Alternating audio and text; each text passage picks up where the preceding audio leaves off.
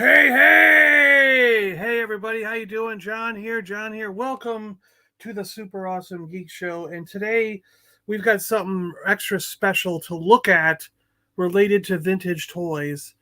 The one and only Kenner Star Wars Definitive Guide to 1987 to 1985 from Greg and Gianni at Red 5 Designs. You got to say it. Red 5 Designs, READ as in red, not read. You kind of want to say Read 5 Designs, but it's because Red 5, Luke Skywalker, you got to say Red 5. Yeah, there you go. All right. So basically, I've got to set up another camera here. I'm going to try and get this pointing down at the book. So I've got to extend my tripod here pretty tall, and I ran out of time this morning, so I've still got to do all this.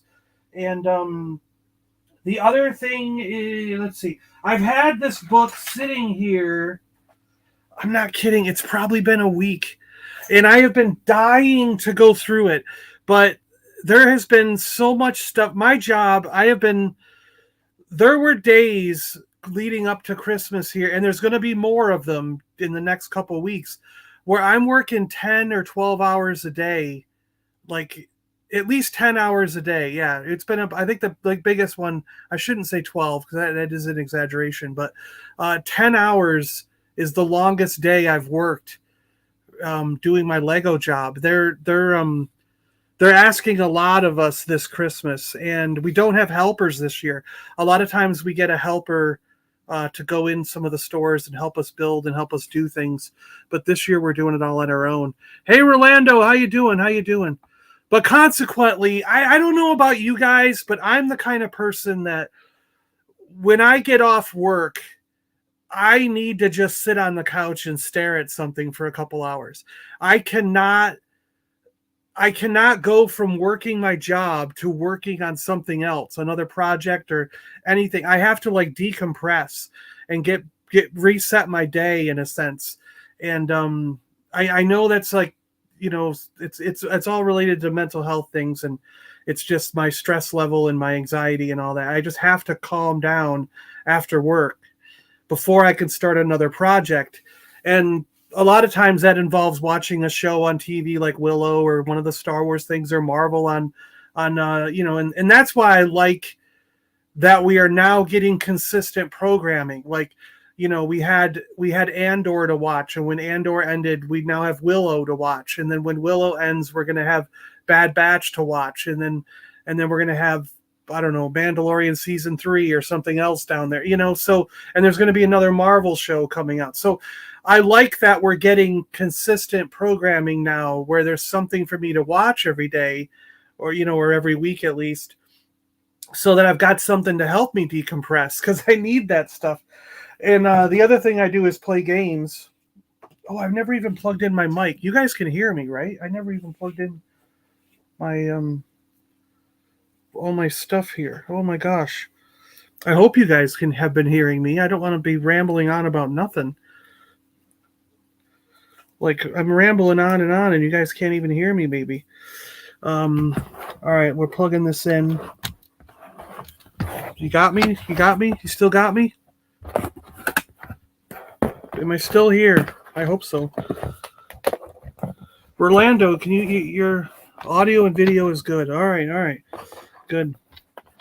I wasn't sure what, of course, now I probably screwed it up because I plugged something in, right? You're going to be like, well, now I can't hear you. You plugged something in. Yeah, anyways. So consequently, I haven't finished up as many videos as I was hoping to.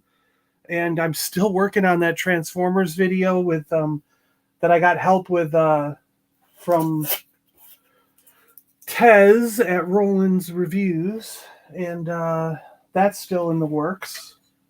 And I got another box. I got a box from Joe Adventure.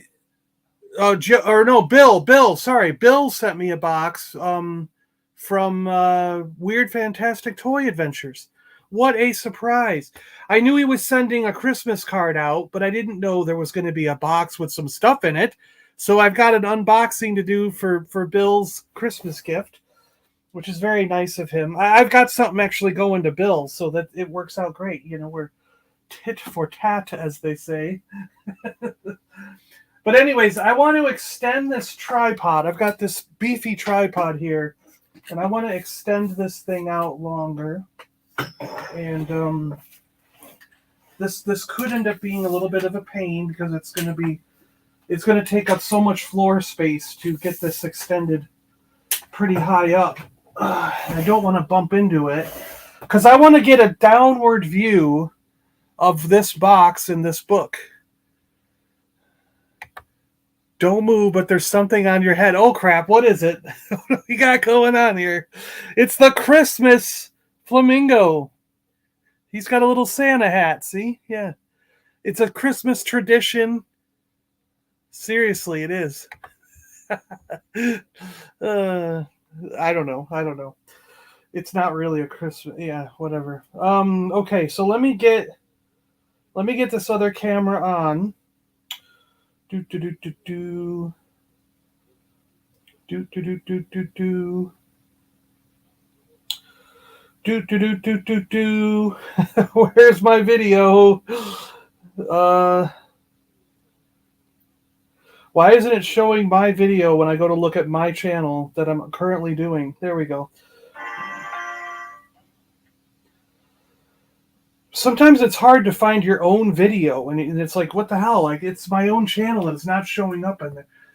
Like, all right, and I got to plug this in, and I got to go to here.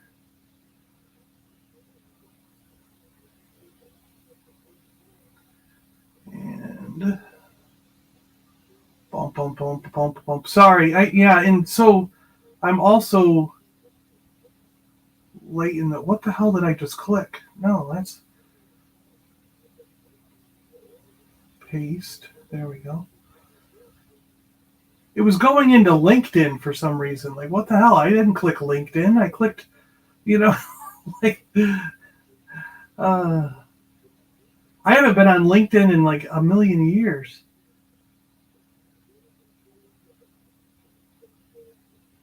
Turn the mic off this. All right.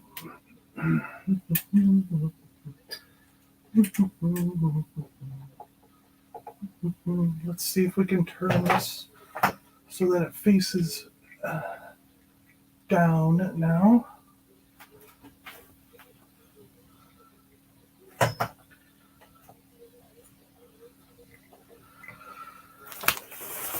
All right, so I'm hoping. So I'm going to add this camera to the second thing. Yeah, Mark, nice you got your book, John. I did. Thank you so much, Mark. Mark helped facilitate this. If anyone wants to come on, there is a link at the top. There's a link to join the StreamYard if you would like to join and chat with me while we're doing this. So add to stream. I want to make that one bigger. Whoop. And I can now turn on some lights here and we can take a look at this. That should work, right? Yeah. All right, so hopefully this will work so that you can see the book as I open the pages and flip through it. You know what I mean? Theoretically, that should work. Ooh. And I won't bump into the tripod too much, I hope, because it's taking up half the damn floor to get it tall enough to look at the book. Because the book is absolutely massive. Well, this box is. I mean, it's longer than my arm. You know what I mean? Like, look at that thing. So, and it was like when it was set outside, the post set it out there. Well, the post knocked on the door, and he came up to the door to set it outside. But I got him, and he was like, "Oh, what the heck is this thing?" And he's like, "It's so heavy," And I was like, "Oh, that's gotta be." And I saw the international stickers on it, and I was like, "That's gotta be my book. That's gotta be my book," And so it was cool.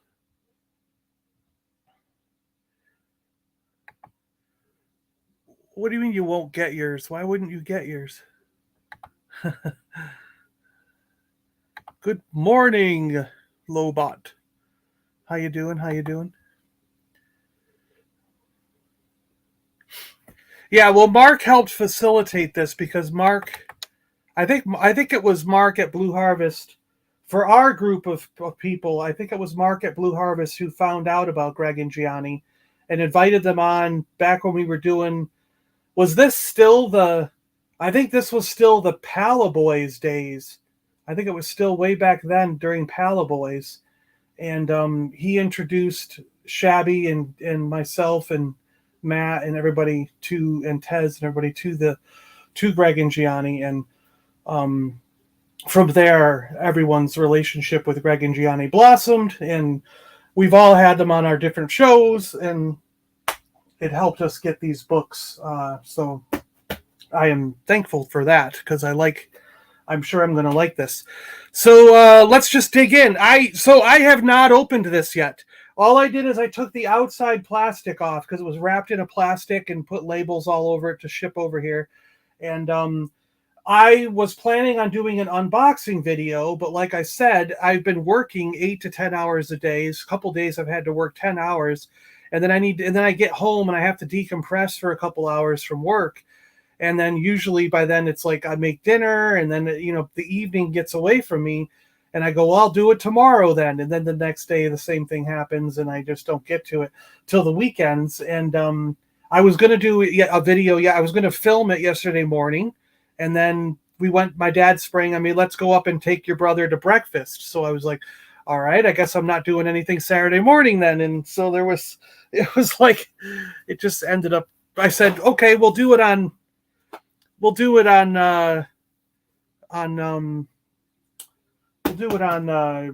Sunday morning vintage. There we go. You'll get one, Mark. They can't leave you out. I mean, you helped promote the book. They can't leave you out. You ask Greg and Gianni. They'll fix it for you. We'll check. Yeah, we'll check because we'll see what they. There's a thank you section in here, and I'm sure we'll see that. So it's pretty neat. They have my name on there, John, Little John, written on there, so they know which book goes to me. And so yeah, let's get into this. So basically, they have a piece of cardboard protecting everything. Good protection there. Like to see that. You don't think it's much. You're like this actually helps stabilize the books, the thing from bending and moving all over. So even just a little thing like that is a lot more protection than you might think. It's a good deal to do that. Bubble wrap, nice. Oh my gosh, I was gonna buy this, and I haven't had the money to do it, and they just threw one in. Oh my gosh, this is cool. Okay, so what this is the mini guide that they did. They did this as sort of an afterthought, but it's a fantastic little afterthought. And I mean, I don't know if it's a true afterthought, whatever you want to say, but I mean, like, it wasn't part of the main book, but then as they were going, they realized there were so many card backs that they would like to have an identification book. So what this is a card back reference and sort of like identification guide. So you can use this book to sort of, I think you can use this book to figure out which version of the card backs you have.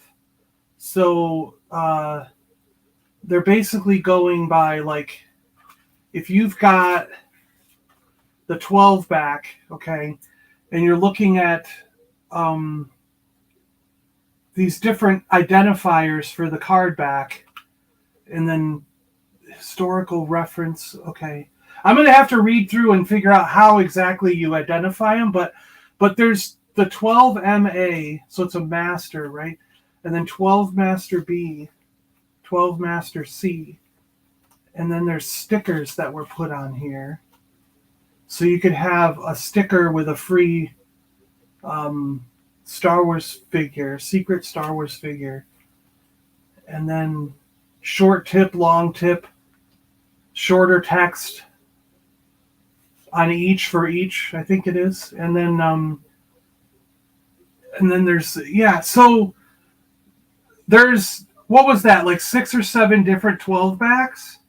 So you almost can't say, I've just got a 12 back. You've got to actually look at which 12 back you have. And I imagine it's like that for every single card back. I mean, look at all these. There's so many card backs, and then it goes into Empire, and then Return of the Jedi. So there's so many different card backs that this could drive you crazy. Wow. And it's cool because, like me, I like to get different card backs when I buy a figure. So if in the future I can, what I can do with this for my own personal thing is like I can look through it and go, oh, I've never seen that card back. Let me try and hunt that one down. Like I don't own that one. I've never seen it. I wonder if I can hunt down a figure on that card back, you know? And so for me, this is a really good book. Read 5 Designs. To me, this is a really good book. But can you guys see this okay? Like, is this going to work? Like, if I do it like this? Because I want to make sure I'm not, like, leaving you guys, you know, where you can't see anything. Jonathan Redmond's here. How you doing? Darth Muzza's here. Geek Strong is here. We said hi to Rolando, Lobot. Yeah, you guys. Mark's here.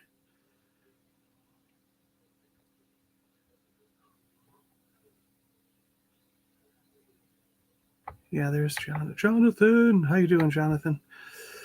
Geek Strong. Lack attack. So yes, again, if anyone wants to join in, there's a link at the top. So any of you guys are welcome. Lack, Mark, Geek Strong, Jonathan, you're welcome to come on. Darth Muzza, just click that link at the top that's pinned to the top. You guys can pop in and say hello. Rolando, we can finally see your face. Make sure you're not a robot like Rum thinks. Rum thinks you're a robot. So the next thing here is, what is this? Because this is really cool. This isn't a real card back, is it? This has to be a facsimile or something, right? Let me. Oh, there's the thing here. It says mock-up of the unproduced 93 back Power of the Force card based on existing Kenner design and layouts featuring 93 figures shot from Kim Simmons. So they made this up as a mock for the collector coins and collect all 93. So who would not be on here then? Because there'd be another C-3PO for 94 and two other R2s for 95, 96. So that's where they get the 96, right? Is there two Bespin security? Yeah, there's two Bespin security guards. Yeah, okay, so that's where they get the 96. Yeah, so basically this would be the card back that showed every figure, including Yak Face, to get the 93. And then what traditionally they never put, once they had the take apart limbs C-3PO, which is right here, they never put the regular 3PO back on the card. And when they had the sensor scope R2, they took the regular R2 off the card and just had sensor scope for R2. And then when they had pop-up lightsaber, they took the sensor scope and the regular R2 off and just had R2-D2 with pop-up lightsaber. So for some reason, they never... It's like those were replacing older figures rather than another version of that because they were droids. I don't know. That makes no sense. But so there would have been two other R2s and one other 3PO to make the 96 that a lot of people spout as that's what you need is the 96, you know. So this would have been the last card back that Kenner would have done like officially if they had ever done it, but they never did. So that's pretty cool. That's pretty neat. I like that. That's a cool... Let's feel it. Let's feel the card stock here. I wonder how it's... Oh, yeah. No, that feels like a real card. Wow, they did a good job on this. It's even been die cut for the punch. So you could punch that out if you wanted to. It's not... Wow, that's pretty cool. That's a really neat thing to throw in just to... Like a bonus. That's pretty cool. Wow, thank you guys. That's really neat. Look at that. We really do care. Kenner used to do that. They put these we really do care things in the in with the vehicles and stuff. So please read. This book is classified as a coffee table book due to its size and weight. As a result, it's important that you do not treat it the same way you would a regular sized book. When being looked at, we recommend the book is flat on a suitable table. We do not recommend you trying to look at it on an uneven surface or in your lap. We also recommend that when the book is not in use, it should be stored flat whenever possible, or standing totally upright, not leaning, and it needs to be supported by other books in your collection of a similar size if possible. Following the advice above will help preserve the book for many years to come and prevent unnecessary damage. May the force be with you always. Yeah, when you have a book this size and this thick, because this is a thick book, if you stand it up on your shelf, what'll happen is it'll have a tendency to sort of shift like this and then flop to one side. And if you leave it that way, over time, the spine will get locked in that position, and you almost can never get it flat again. The book will always be warped. And I saw that working at the bookstore a million times over with coffee table books and things like that.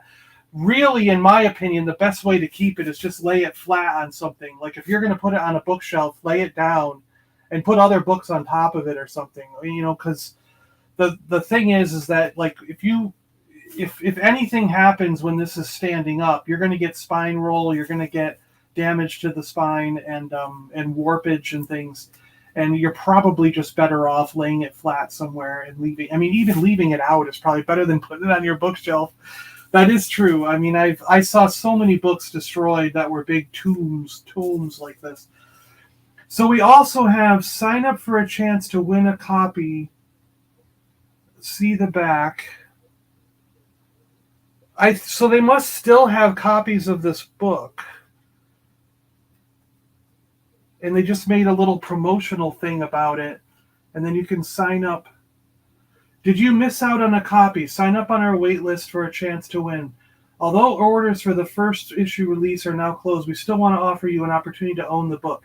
If you're interested in a copy, please message us via email at book@red5.co.uk stating your full name and country of residence, and we'll add you to our waiting list. Now, I also have that book in the description of this video. Down below in the description of this video, I do have the information for signing up to get this book. So he said that he gave me a bunch of information on how to do it, and I copied that all and put it down in the description below on this. I already have it down there. It's already there in the description. So you can contact them and get on the list for this, because they might do a second printing, he said. All right. Oh, there it is. Look at that thing. Oh, my gosh. Oh, my gosh.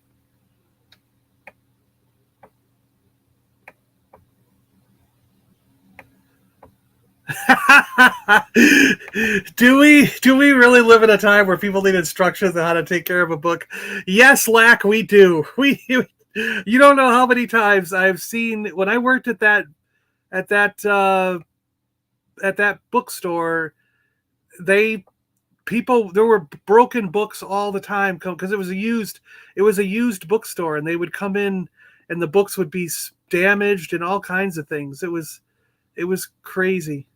Some people even have to take breathing lessons. Yeah. I really had no idea people were so dumb. How do they survive?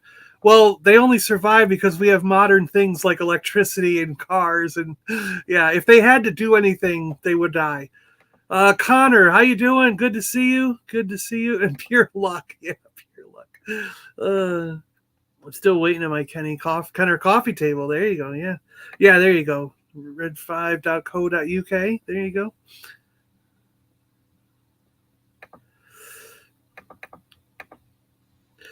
But yes, if anyone joining, if you want to come on and talk with me, just click that link at the very top. There's a pinned link. You can join me live and chat while we're doing this.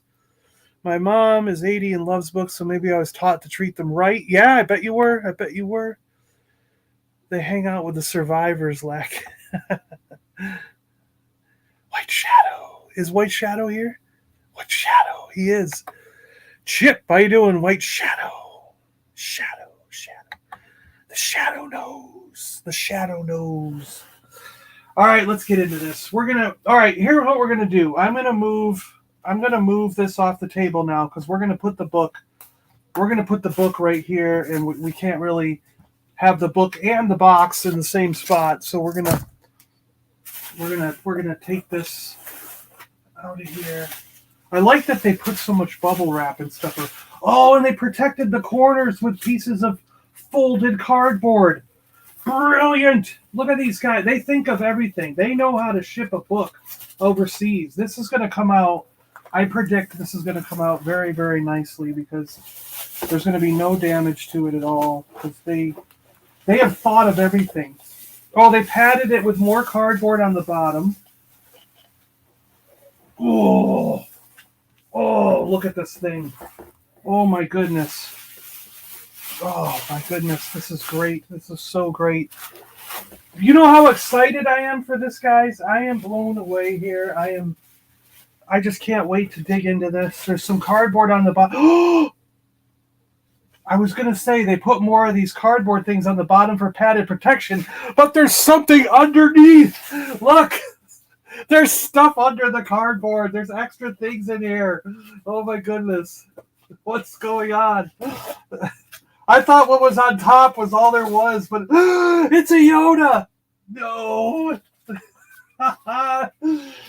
They know me. They know exactly who I am. They gave me the Yoda page to frame.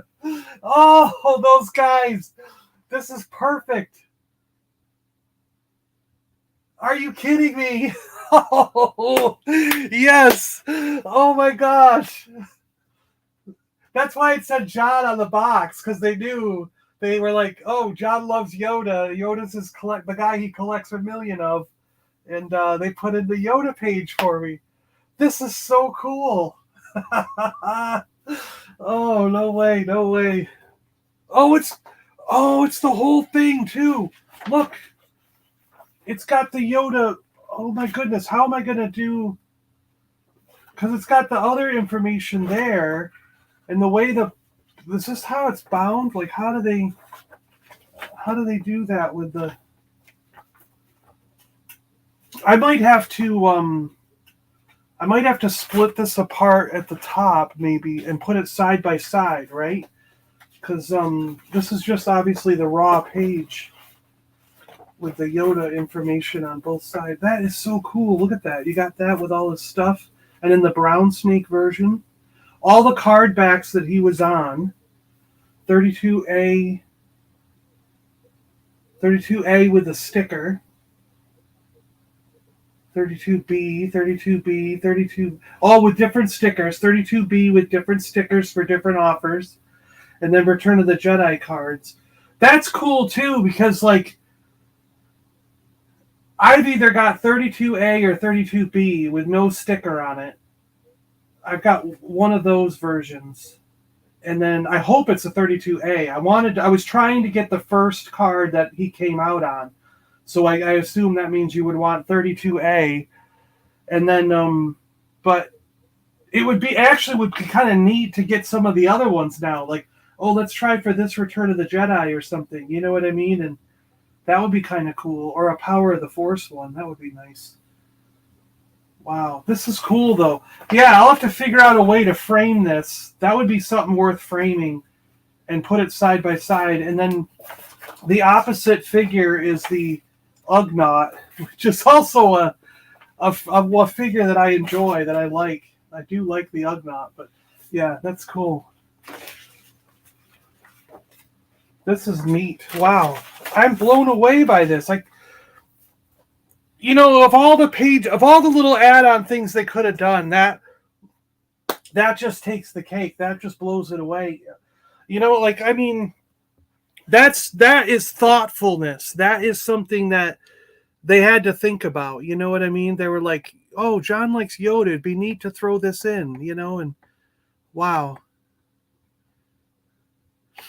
Question, does anyone have a Star Wars themed Christmas tree? We have a tiny little Christmas tree, but I don't have any. There's just lights on it. Clear the table, layer down, slightly. Do it. Just. I'm needing a custom Lobot, Mr. B. My total. Yeah, Yoda. That's awesome. That's awesome. Star Wars. Character do you look like, Rozaf? Do you look like? He looks like a Gamorrean guard.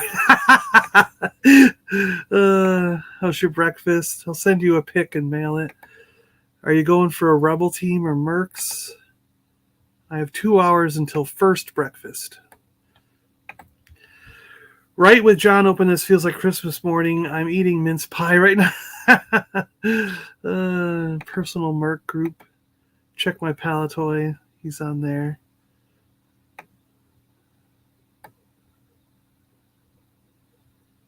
I'm doing a Stormtrooper themed tree. Nice. All right. So now these I think we knew about these. So these are stickers. So what Greg and Gianni did in this book is that all these are the stickers. Okay, so I knew these stickers were coming. I think they mentioned these things before. So what they've done is there are card back variations that should exist. So like what they mean is that say the 32B or whatever card back that we were looking at with Yoda on it, all right? At the time that card back was out in stores, there was also a special offer, let's say, for a display stand or something, or an extra figure. But right now, to the best of their knowledge, nobody in the world has in their collection a card back with that variation on it. You know, a 32B with that particular offer sticker. But it should exist. There should be one because they were out at the same time. So it's very possible that there are some out there. And we just don't know them because anyone who's making a book, anyone who's collecting Star Wars or whatever, you don't know every single person in the entire world. You don't know what someone's got squirreled away in their attic or left in their basement. And new things pop up all the time. There's always something new popping up on the market and someone going, wow, I don't think I've seen that yet, you know, and finding new variations of figures, whether they're loose figures with new variants or they're like I say, packaged variants. So what they did is they have in the book, we'll show this when we get the book going, but they have in the book every one that existed is colored in, okay, and then they have faded ones. Like the Yoda picture that we saw. So the Yoda one. So they have the colored ones like these are what we know exists. People have these in their collection. So we know they exist. But there should be a 32A with this offer sticker on it. And all these offer stickers that are the same as these. There should be a 32A version. So they have them faded out because they should exist. It's possible they exist. But currently, no one knows of one in anybody's collection of the people that they were able to do research on. And they reached out to really big collectors who know a lot of people. So this book is going to be fairly accurate. But if one shows up, you're going to be able to peel the sticker off this and stick it here and say, okay, now the 32A has been discovered with this thing on it. And you can make it go from faded to colored by putting one of these stickers on there. So they gave us stickers to update the book. This is basically so we can update the book. And there's tons of sheets of these stickers. Look at them all. There's a sticker for every possible rendition of it, and going all the way to Power of the Force. So there's a ton of sticker sheets here. How many do we got? We got 1, 2, 3, 4, 5, 6, 7, 8. Is there 8? 8 or so sticker sheets full of these, and a lot of them are like this, where they're just tons of little card backs to stick on in the book in that spot. So pretty cool that they. It's pretty cool. They basically made a way so that we can update the book as time goes on, and of course, I probably will never update the book like that because I don't want to. I wouldn't want to use one of the stickers. I want to keep it as mint as possible in original shape, and I wouldn't want to put a sticker in this book either. So, yeah, I probably wouldn't end up ever doing it. All right. Let's see here. We can move. Let's move this. Just gotta go like that, right? All right. Whew. Are you guys ready? A very cool idea. Who does not like stickers? Yeah, I know. I like stickers, but said force. Scott, how you doing? Good morning from Texas. Well, good morning to you, sir. And wow, it's early. It's got to be early for you, right? You're about 2 hours different. I'm in Florida. You got to be 2 hours before me, right? Is it 5:30 where you are, Scott? Or is it 6:30? I bet it's about 5:30 for Scott. He woke right up and started watching. Cool. All right. Here we go. We're going to open this thing up. Star Wars Toy Guide, Volume 1 to Kenner Action Figures. The original 12 are right there on it. 1977 to 1985 by Gianni Venturini and Gregory Armstrong. Great guys. Red 5 designs. And these guys, they've been really good the whole way to everyone. Star Wars Toy Guide, Volume 1, our first book covering toys available from Kenner created to accompany the hit movies. And I'm going to move this over just a little bit more, so hopefully it all fits in the picture. No other toy line has been examined and scrutinized as much as these figures. With values soaring, we at Read 5 Designs wanted to bring a book which was cataloged all that was available over the ever-popular line, listing all that we know to exist, even items that do not exist. We've stripped back all the known card backs, presented them in a new and exciting way, and we hope you love this book a lot, all that stuff. There's more to that paragraph if you want to read it on your own, but I don't want to just read everything word for word in this book. You guys got to discover it for yourselves. Star Wars Toy Guide, Volume 1, Kenner Action Figures, 1977 to 85, and they both signed it. Look at that. They're so nice. They signed it. Oh, cool. Okay. Oh, my gosh. So, acknowledgement. So, these are the guys that helped them, in a way. I think it helped them find all the figures, make sure everything was accurate, and then a lot of these guys, I think, had these things in their collection so that they were able to do pictures. So we got stuff from Brian Angel, Thomas Fagan, Brian Fowler, James Gallo, Daniel Katzel, Sean Lemcool, Andy Lemire, and Josh Most. So Andy and Josh actually helped a lot from Holo Chronicles. Gus Lopez, we all know Gus. He's got one of the largest collections in the world. Frank Muse, Rodrigo Moreno, Glenn Murphy, Ron Salvatore, Kim Simmons, the guy who took the photos himself. The original photos of Star Wars were done by Kim Simmons. So there you go. They're going right to the source for a lot of this stuff. John Stern, David Kevin White, Luke Wickinson, Mark Yao. And so there's some really good people there that really helped. Oh, Ron did the collection of Spiegel catalogs, provided knowledge for that. Just seeing what a few of these people are. Frank Muse had the Baggy and Mail-Away collections. Really stuff. Gus provided things for the really rare items. Took time out to photograph and send images. Yeah, so, I mean, Gus has some things that are like one of a kind related to Kenner in his collection.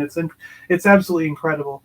If you ever get a chance to go to Seattle during the Emerald City Comic-Con, It's probably more. It's like taking a trip to Seattle to go to the Emerald City Comic Con is probably more worth it to meet Gus Lopez because he lives in Seattle. And while you're there, try to get on his good side and get an invitation to his party because he does a party every year during Emerald City Comic Con where he lets people in to look at his collection, and you just sit around, have some drinks in his home, and talk Star Wars, and he'll take you on a tour through his place, and you can look at all the stuff that he has, and then just chit chat and sit and drink with some great people who also love Star Wars as much as we do. And I think the trip to Seattle is worth it for that event alone. But I mean, you can't just walk in on Gus. You got to have an invitation. So you've got to go to the convention, meet Gus, talk to him. Hopefully, be able to swindle yourself into an invite, and it's well worth it. And he's a wonderful guy too. He's so nice. I got to have him back on the show sometime. We got to get him on a live stream. Daniel. What did Daniel? We took the time to finer detail, correcting. Oh, nice. Now, James had some knowledge of the collections. I'm just seeing if there's anybody else that's super prominent that I know of. Brian Fowler. I remember his name, but I can't remember what he was. Yeah, I don't know. Okay. So, Greg and Gianni did their own little forwards here. I love you. I know. To Greg, Gianni, and Greg. I don't need to read that. We'll do that. Okay, so look at the Bosk picture. These pictures are great. I'll let you in to look at my collection. Yes, come down, drink this. Yes. Anyone find a loose Porkins? Let me know. I actually, there is a Porkins on card for $5 up by my brother. If you seriously need a Porkins, I can tell my brother to pick it up or grab it next time I'm up there because I know where there's one. It's the 5 POA Porkins on the green card. There's a shop near my brother that has a lot of green card figures for just $5 or $10. So I could get that Porkins if you need it. Gianni, he's got a big readout. Must be one of his favorite figures is the Han Solo. And Greg with his R5D4 from his original kids when he was a kid. And they did their own little versions of themselves in 5 POA format. That's funny. A brief history of Kenner.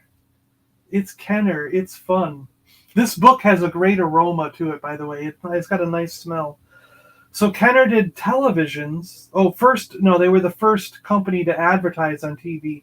They had a little chicken or duck. I remember the duck. Kenner was purchased by General Mills. They did Play-Doh. They did $6 Million Man. Then Star Wars. And then Care Bears. Superpowers. Mask. The Droids and Ewoks lines, Ghostbusters, Batman. This is Jurassic Park, yeah. And then 95, they did Star Wars again. And then they did 2004 to 10. I like this timeline. That's a neat little timeline. Evolution and Promises. This is a great book, right? Look at this. Look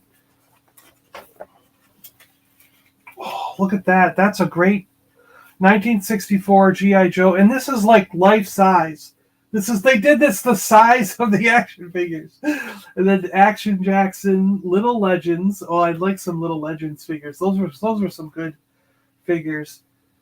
Micro Man by Takara, Adventure People by Fisher Price, and then Kenner Star Wars. Yes. Oh, that's great. Significant action figures from 64 to 85. G.I. Joe, Action Jackson, World's Greatest Heroes, Legends of the West, A Little Legend, Micro Man, Heroes in Action, Adventure People, Star Wars, Master Universe, G.I. Joe 3.75, Constructs 3-inch Fisher Price, Superpowers, and Mask 3-inch. Look at that. Evolution of the action figure. There's going to be a lot to read. Like, I'm going to be sucked in reading these pages about Kenner and about the action figures. The early bird one. Oh, I love these images. These are great. I like close-ups like this, like how they do it, and it's kind of blurry and they're not perfect. So this is telling us about the card fronts and how to identify each section of the card fronts and what was there. This is where the sticker would have gone. Like all these different, yeah, this is cool. The different logos they would have had in this place. Nice. The way the punches are. A European slot punch to a regular, yeah, look at that. They got the different kinds of punches, the different ways they were in the card back with their feet protectors and stuff. Like, that's interesting. Card front sequences, 3 waves. What are they doing here? Oh, so Luke, Star Wars, Empire, Jedi, because he had a different card. Oh, it's the first, okay, so it's the first 12 figures, but then they did, like, the different card backs that they were on. Yeah, okay. I have one of these Stormtroopers, but it has Revenge of the Jedi on it, so it's the Admiral Akbar one. That's pretty neat. And then they did it for the next... Oh, for all the figures. They go through all of them. Oh my gosh. All first appearance cards. No way. So where's Yoda here under the first appearance cards? Right there. So that, yeah, and that is similar to what I have. So I hope I have a 32A. I'm going to have to double check that now because that's what I would really... Card front offers. So these are the different offers. Secret Star Wars figure, Boba Fett offer, extended offer for Bosk. Wow, there's so many. Look at all these different Bosk. This is 2 stickers in one. There's 2 stickers over, like a printed thing and then a sticker over it. The survival kit. Yeah, Revenge of the Jedi for him. Yeah. I like getting those. The Admiral Akbar that says Revenge of the Jedi. And it's interesting that they never fixed it to return. You think they would have done a Return of the Jedi and put a sticker or something over them.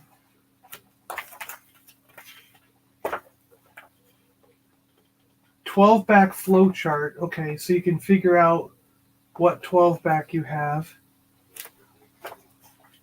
Oh my goodness!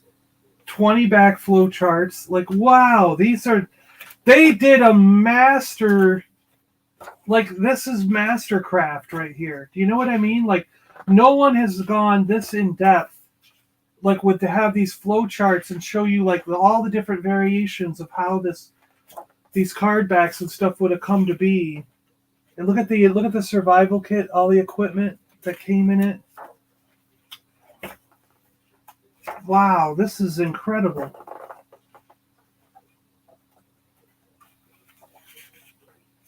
And then we're getting into the actual figures themselves.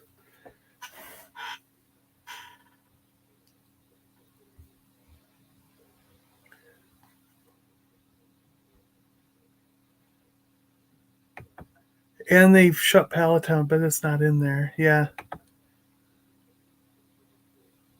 We need a Palatoy. Yeah, they need a Palatoy.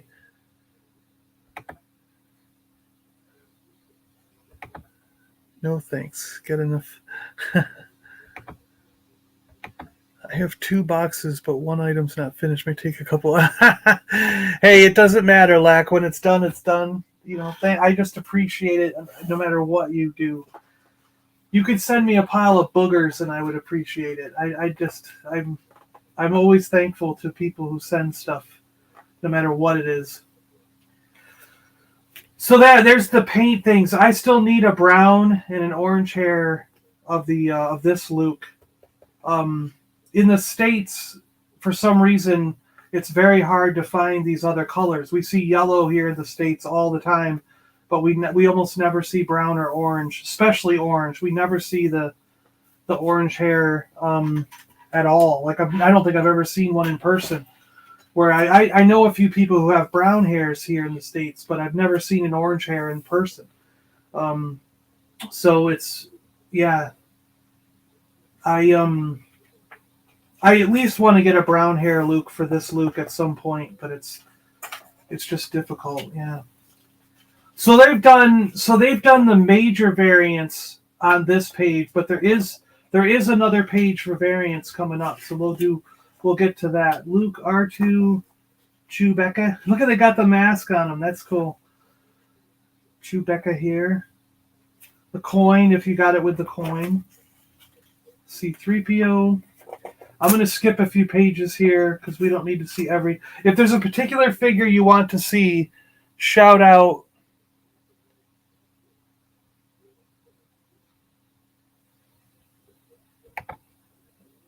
The first box open to send this week. Yeah.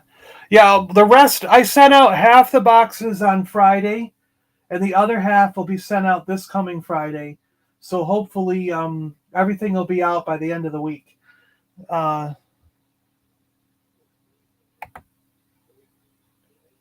No early bird R2. What do you mean no early bird R2? I have an early bird R2.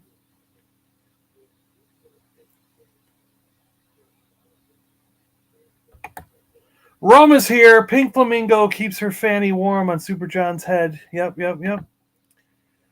There's the Luke, Obi-Wan, Darth Vader with telescoping lightsabers. Yeah, exactly. They do.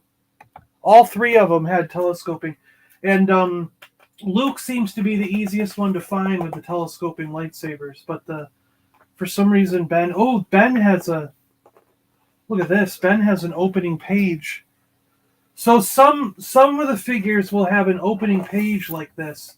So you can see him with the cape on, and then you open it and he's got it without the cape, and the cape is a separate accessory. So it just gives you that. That's pretty cool. That's a neat little special add-on. Oh, he's got the white hair and gray hair versions. And the card backs, right? Is this the card backs they were on? Yeah. 8A, B, and D, and this was 8C and 8E. So they even have the card backs these figures were found on if you want to look for variants on the card. That is a cool little reference that you wouldn't think of. Like, I would have just thought, here's the variants. I wouldn't have thought when designing this book, let's put down where you could find the variants on which card back. That's pretty cool. So Han Solo. The Jawa with a vinyl cape and without. First shot Jawa prototype. First shots are often unpainted samples. Interesting. That's cool.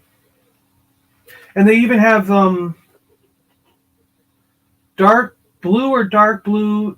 More details in the variation armory and accessory page on 306. Because I know, isn't there one with a dot and one without a dot? Like, I think there's a variant in that gun. We'll find out. So they did the same thing with the Tusken Raider. Look at the different pills. So there was one that had sand, space, people.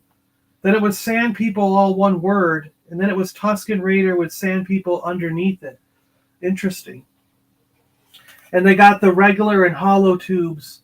And the hollow tubes, I think, was only on Return of the Jedi later. Yeah, the 11B, which is Return of the Jedi later on. So that's the only way. That's why he's so rare, because he came out basically at the end of the line. And I don't know why the mold was changed at such a late time in the run, but yeah, interesting. Yep, they went from Death Squad Commander to Star Destroyer Commander. Remember that? Yeah.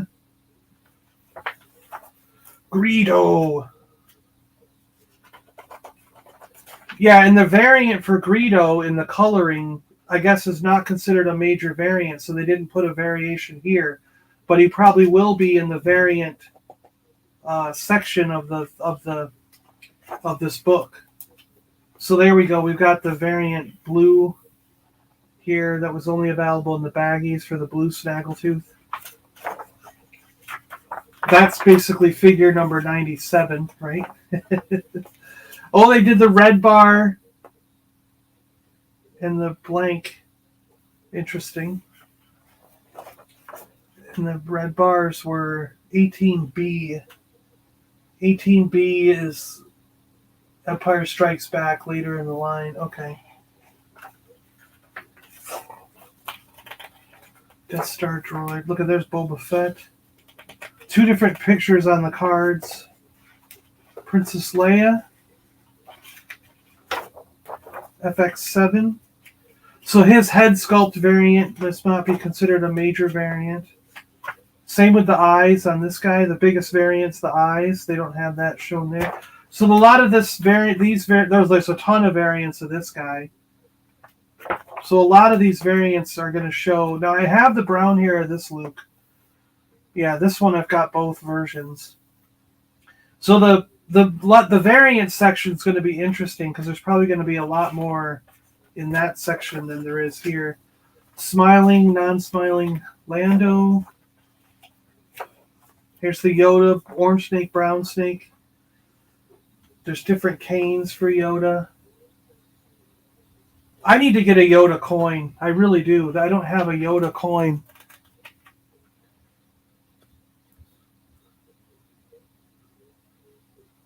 Bump and no bump. Innie and an outie. The flamingo's called Fanny. Yeah, different factories. G-Force! Hey, G-Force, how you doing? Bob's his uncle. G-Man and Field Marshal Salacious. Dengar! All right, let's look. We got to see. First shot on painted prototype. That's cool. Oh, we got to look in the variant sections for my Dengar, right? That's right. He said he at least put a footnote in about something in my collection. So I actually contributed a little bit. 2-1B. 2-1B has shiny metallic arms, and then there's ones with dull metallic arms. And then there's also something different in the clear plastic part. I think it's the number of ridges and how the circle, like this thing. There's two other variations on this figure that are interesting. I like discussing variants with the variation community and looking at, especially because, like, there are things that different people recognize as a variation to other people. Like, I personally recognize a lot of paint variations that other people claim they think it's just fading over time. And I'm like, colors don't change. Like they'll swear to me that the yellow-eyed IG-88 that has recently been found and people are buying them up. It's starting to circulate around as an actual variant. And people have found carded versions of yellow-eyed IG-88. So it's not just loose ones that have yellow eyes. There are carded ones now with yellow eyes. People have found them. And a lot of people, they claim that's just the orange or red paint fading to yellow over time. And I'm like, it doesn't completely change colors like that unless you've left it out in the sun. And it can't be that, like, if you leave something laying in the front lawn in the sun, the front of it is going to get color faded. But the back that's laying on the ground, the back of it is not going to get color fade because it doesn't have access to the light. You know what I mean? Like, light doesn't penetrate through the ground and ricochet back up and hit the underside of the figure. You know, that's not how light works. That's not how physics works. So if the entire thing is faded 100% all the way around the figure, it wasn't caused by light, you know, unless the figure was standing up for like 20 months out in the sun, you know, like, and who did that? Who had their figure standing in the front yard for 20 months? You know what I mean? Like, that doesn't make any sense. So, you know, it'd get run over by the lawnmower and chopped up. You know what I mean? So they come up with these like things, these scenarios that that would never happen in the real world to try and just explain away what really is a true variation, you know? And the reality like of that figure is, like Mark was trying to say earlier in the chat, there were different factories all over the world making these figures, and they were pumping out millions of them. Now, one day, one of the factories runs out of orange paint. What are they going to do? Well, they mix up some yellow paint with some red or a little bit to make it slightly orange or something, but it's still more on the yellowy side when it dries.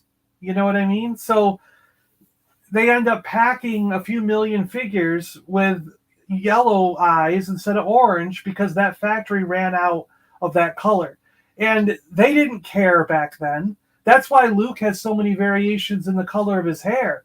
Like, it's not just yellow blonde hair. You can look at some people's collections and it goes from light blonde, almost pure white blonde hair to a really dark yellow blonde hair. And that's because the factories were mixing their own yellows in-house. And they didn't care if it matched 100% to Kenner's specifications. They were just like, it's blonde, it's good enough, let's paint it, go. Because they just had to pump out figures. They didn't have time to sit there and color match with they didn't have computers to color match or anything. Like today, when you're painting figures, there are color matching computerized things that make sure that every color at every factory is matched up. But they didn't have that back in the day. So it's totally possible that one factory on one day pumped out a few 100,000 figures with a totally different color than anyone else in the world, you know? And that's where I think a lot of these paint variation variants come from. I mean, it's that simple, you know? John's from the country. He knows how to critically think. Yeah.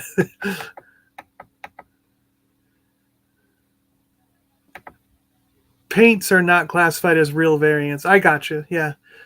I guess you could say they're paint errors or whatever. But I call them variants because to me it's a variant. Because then the Lando one wouldn't be considered a variant. The smiling Lando and the non-smiling, like if anything painted different is not considered a variant, then smiling Lando is just painted teeth, so that's not a variant, you know. And the same with the different hair colors of Luke. The brown and the orange are not variants because that's a paint difference, you know. But I think it's a variant. Paint differences are variants. Ancient Kenner variant theorists believe. I need to get a shaggy wig with hair all over the place. Ancient Kenner paint variation believe.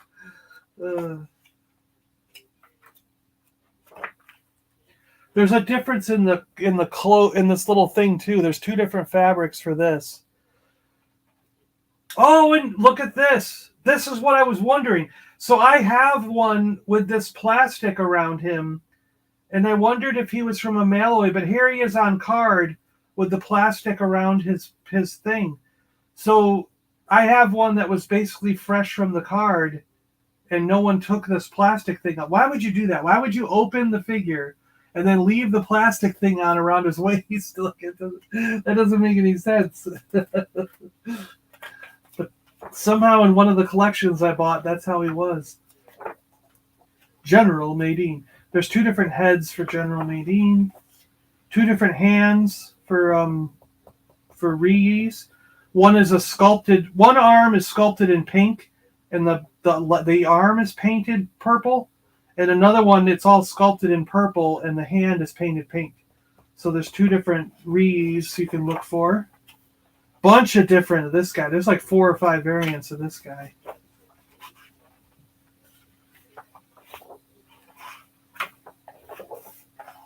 Princess Leia.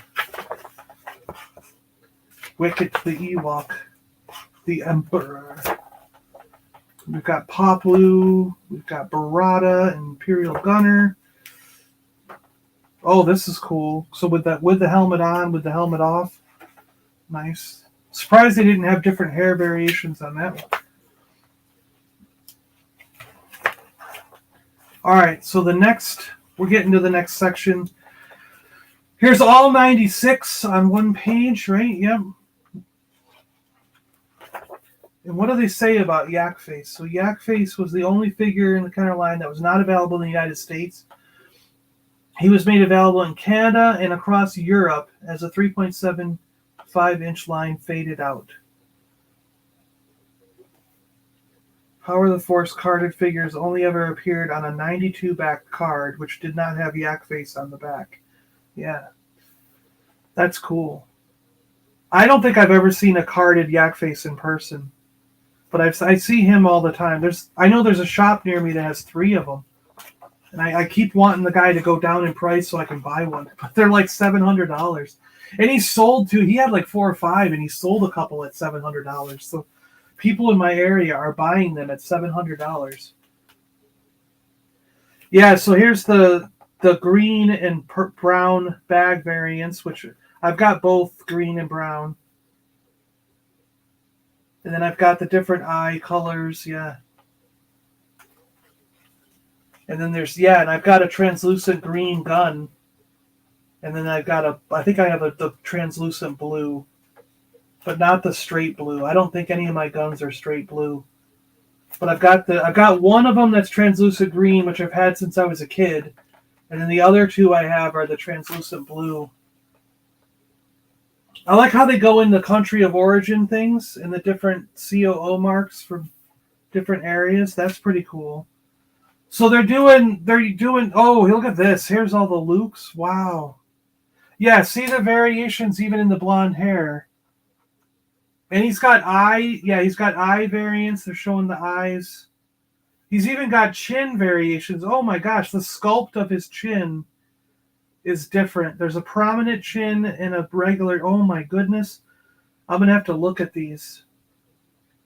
Taiwan square to thin, rounded tip to thin, and then smooth transition tip. And then there's some with letters ranging from A to Z or double A to double NN. So if you've got a double telescoping, should we go get my Luke and check this? Because I've always wondered, because I found the lightsaber on its own and then put it in a Luke Skywalker. So we could use this maybe to figure out if it's a real one or not. If it doesn't have the letters, it's not real.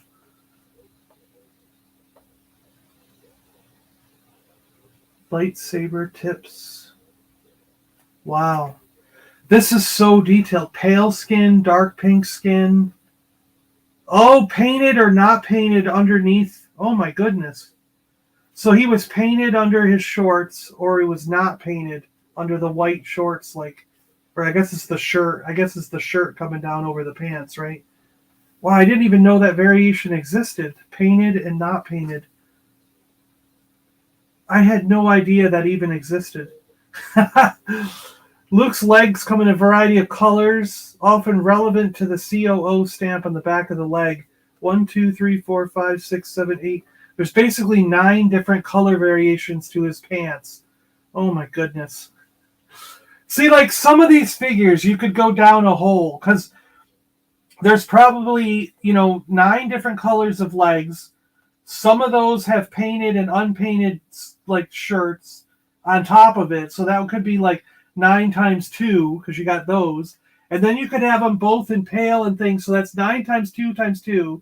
And then you could have them both with a prominent chin and the thing. So 9 times 2 times 2 times 2 times 3 for the 3 different hair colors. You know what I mean? So times 2 more for the different belt colors. So you could get into where it's all right, I've got 138 different variations of Luke Skywalker. If you put all those combinations together, that's what I mean about collecting variants. It's so much fun.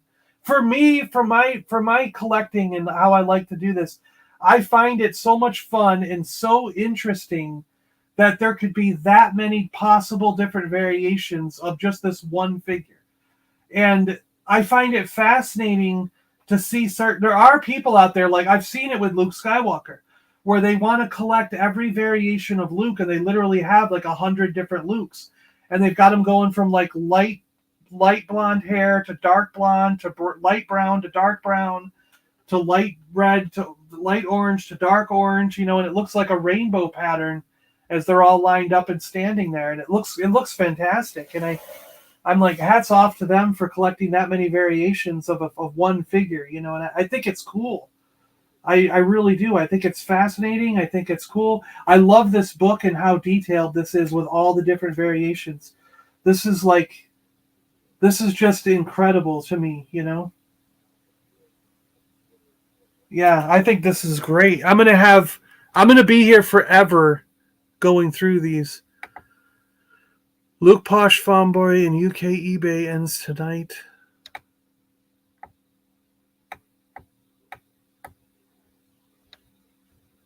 $300. Better buy them all, John. Good morning, Chris. Yes. Oh, good morning, Vader's girl. Good morning. I have a spanner lack.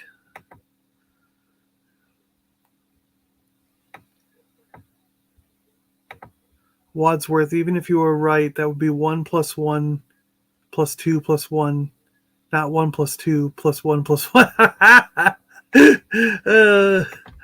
Miss Scarlet. Okay, fine. 1 + 2 + 1. Shut up. The point is there's one bullet left in his gun. And guess who's going to get it? Old Plastic is here. Good to see you. Moisture Wrangler. I like that. Moisture Wrangler. Duffman here. Good to see you, Duffman. Duffman's here.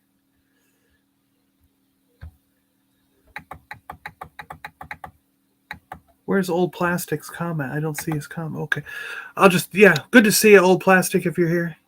If you get a droid, remember to get one that speaks bocce. Like bocce ball. Yeah. Does this book have ships, mini rigs, or is that the next book? That'll be the next book. So I think it's the next book that has. There's going to be a volume 2, and I think that's where it's going to get into all that. Yeah, the dome colors. Light blue almost looks green. You can tell it has a greenish tint, and then there's a dark blue. Leia's hair colors and things. Her eyes are different. There's the Chewbacca's, C-3PO's. There's variants like in his shoulder and stuff. Some of these I didn't even know these variants for 3PO existed, and it was crazy. Like this lightsaber thing, I'm learning that. I thought they were all square, and if you found a rounded one or a tapered one, it was fake. I was always telling people these rounded ones were fake because I thought they were all square. And now I'm finding out they did actually make tapered ones in Taiwan. So it's like, I was telling people the wrong thing, so you can learn. Yeah, here's the dots I was talking about. So there's no dot, and then one's with the dot. Gaffy sticks. Oh, there is 2 different gaffy sticks. Yeah, the Han heads. Yeah, there's even the big head Han has 2 different hair variants.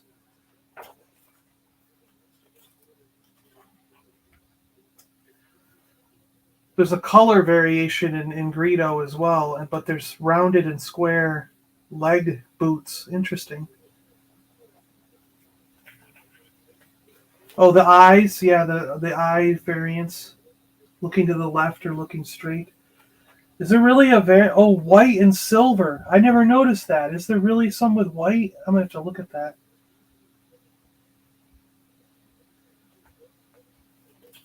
The Rebel Blaster came with Snaggletooth in Spain. Interesting. And then Big Snaggletooth was sometimes shipped with an E11 blaster instead of the Smuggler's Blaster. Huh.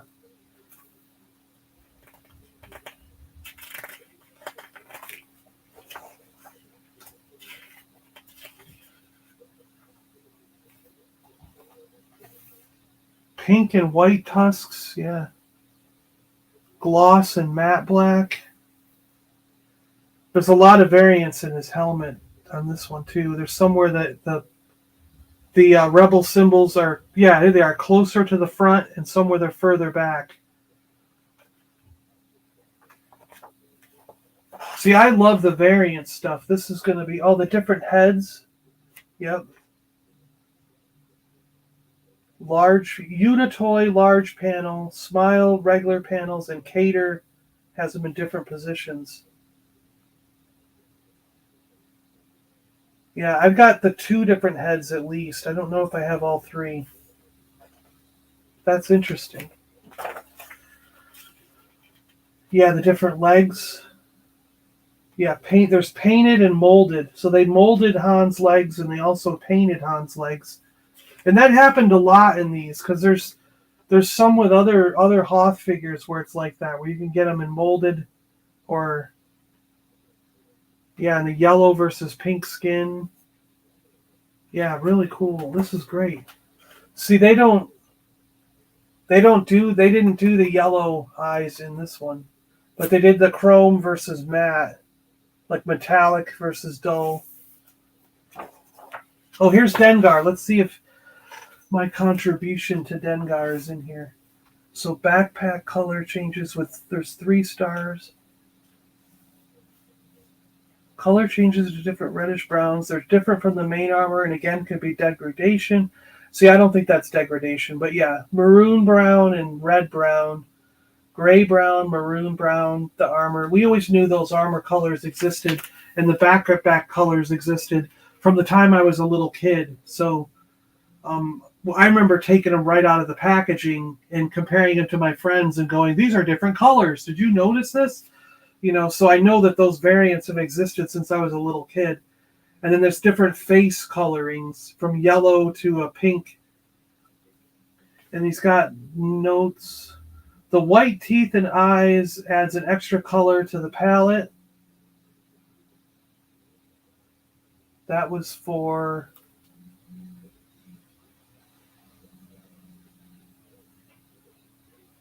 What is he talking about with that one?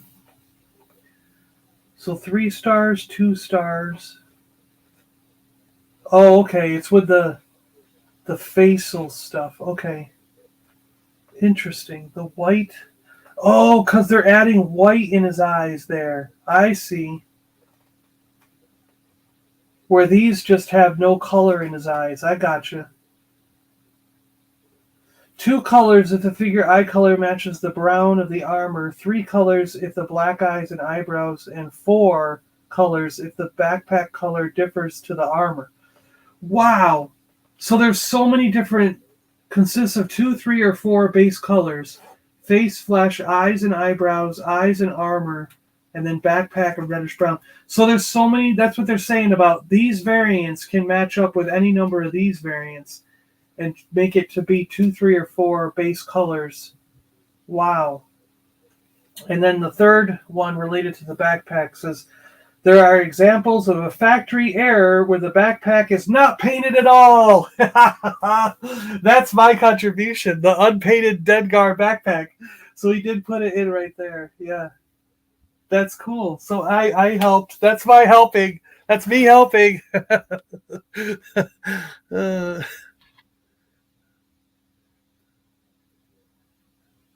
They're talking about Elvis. Elvis would be 89 if he could be alive. We could. What's the difference between a light bulb and a unscrew? Oh boy. And the burgers. We get those fried peanut butter. John, no toys and fitness. Please go till 10. This is awesome.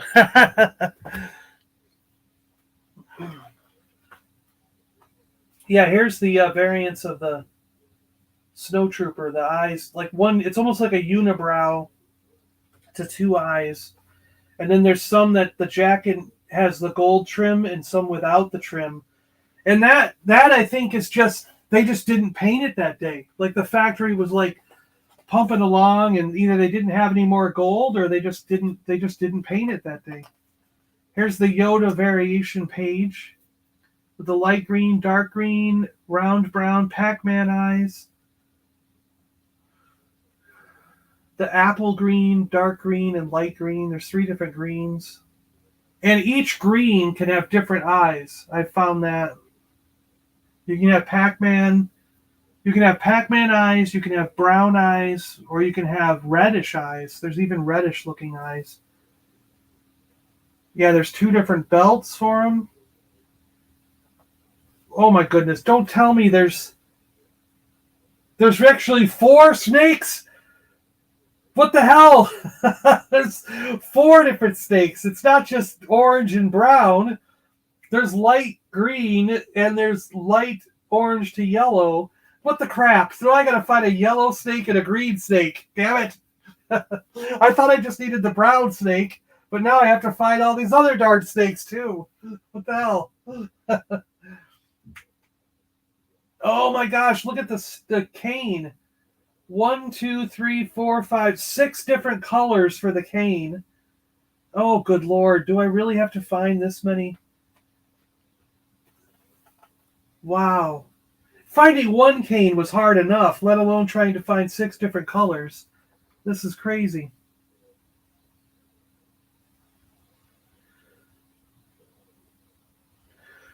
So please note, due to accessories being easily switched, a mixture of accessories could appear on any figure.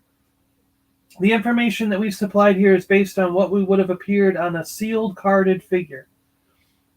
Not all robes came with a tag in there. So you can have a robe with tag or without. There's robes that are smooth and robes that are like fluffy-ish, like have a fluffy felting. So there's 2 different cloth robes, 2 different belts, 6 different canes, 4 different snakes, 3 different colors of Yoda, 3 or 4 different eyes. You can have a massive... See, I can have 100 different Yodas and not have the same ones. Yeah, they had I remember the head was different on these. Leia's hair colors, yeah, and her feet, her legs are done differently. Yeah, they got the blue and purple smocks. There's different materials actually for these that I've found. The blue ones are always on a fluffier material. They feel more, where the purple ones are like a canvas almost feeling material. So yeah, I remember the creases on him. I've got like 4 or 5 variations of this guy because of his faces are all different. He's got different the crotches, the lines on are different. Yeah, there's a lot of differences on this guy. He's got different eyes. Oh wow, I didn't know that one.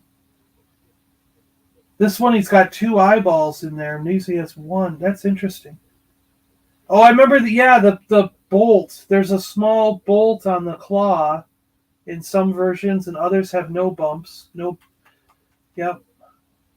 Wow. So there's all these variants of every deep red and orange for this guy. Yeah, there's all. This is going to be fun. Like going through the variant thing is going to be a lot of fun because there's so many different variations. Different cloaks, the snap cloak, the not snap, slightly different hair colors. Oh, there's even a different height. One figure's taller than the other. Wow, I didn't know that.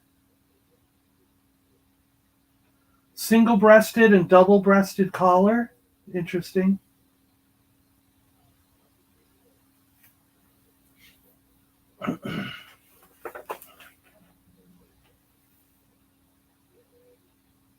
Yeah, here's the more yellowish, in the cream beige, yellowish. Yeah, he had 2 different ones. There's 2 different sculpts for the Royal Guard. Interesting. I'll have to look at mine. Yeah, there's the 2 different materials for the cloth, the loin cloth. Showing them there. Yeah, they're talking about the plastic hand and the painted hand. He's actually a pale pink and dark pink. Look at that. I didn't know there were 2 different colors even all the way around him. Yep, all the different, yeah. Biker Scout has a million different variations. You can see all these different. It's good that they went into that much detail on it because, yeah, there's a lot of variations in the helmets, in the body armor. Yeah, so that's cool. They went into so much detail here because there's I think I have 4 or 5 different variations of the Biker Scout as is, and there's even more. Yeah, I have 2 different ones of this guy. There is slight paint. There's dark brown and light brown. I have some with dark brown where it's almost black, and then there's some with this light brown color. So there is they're saying there's not many paint variations, but there is. I have, maybe because they couldn't find one on card, but I have one that's almost black. His stuff is painted really dark.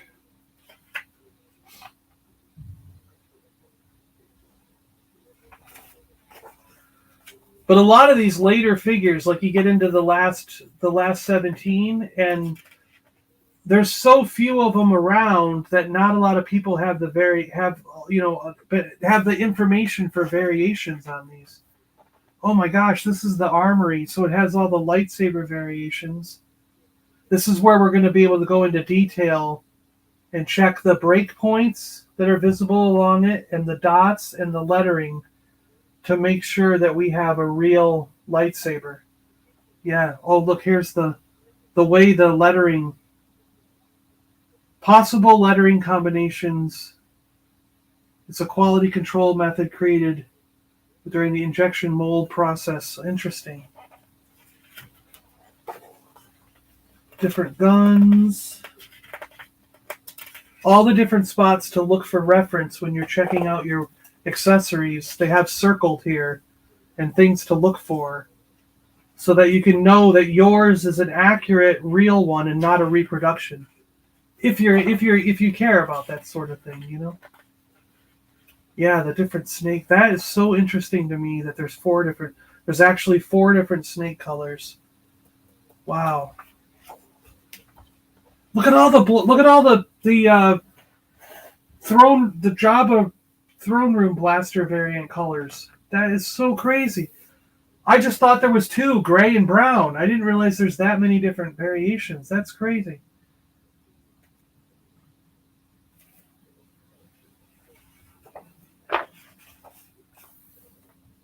Wow.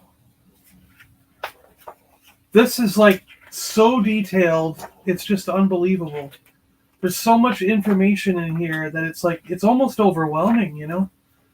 Multi-packs, too. I remember seeing these multi-packs on clearance. And then we have a checklist for them. The triple packs. Yeah, I remember seeing these 3-packs on clearance as well.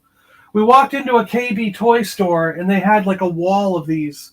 And they were like 50 cents. It was like they had 2-packs and 3-packs for like 50 cents. And I remember my friends laughing about it. Like, oh, they're getting so desperate to sell Star Wars figures. Look at them. They're only like, you can get them all these for. And a lot of the boxes were trashed. Like, they were damaged. They were just crumpled in. Like, it was like no one cared at all about them, And this was, I remember that. That was, and now I wish I had just bought them all, because that just would have been.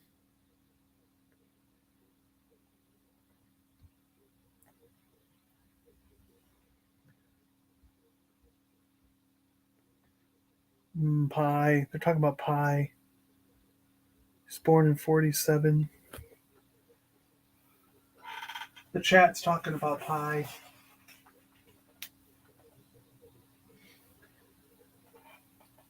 Oh, backdrop images for the 3-pack. Okay, the packs here. I got you. Empire Strikes Back packs. Return of the Jedi. Oh, the band. Yep. Yeah, the band can be really faded.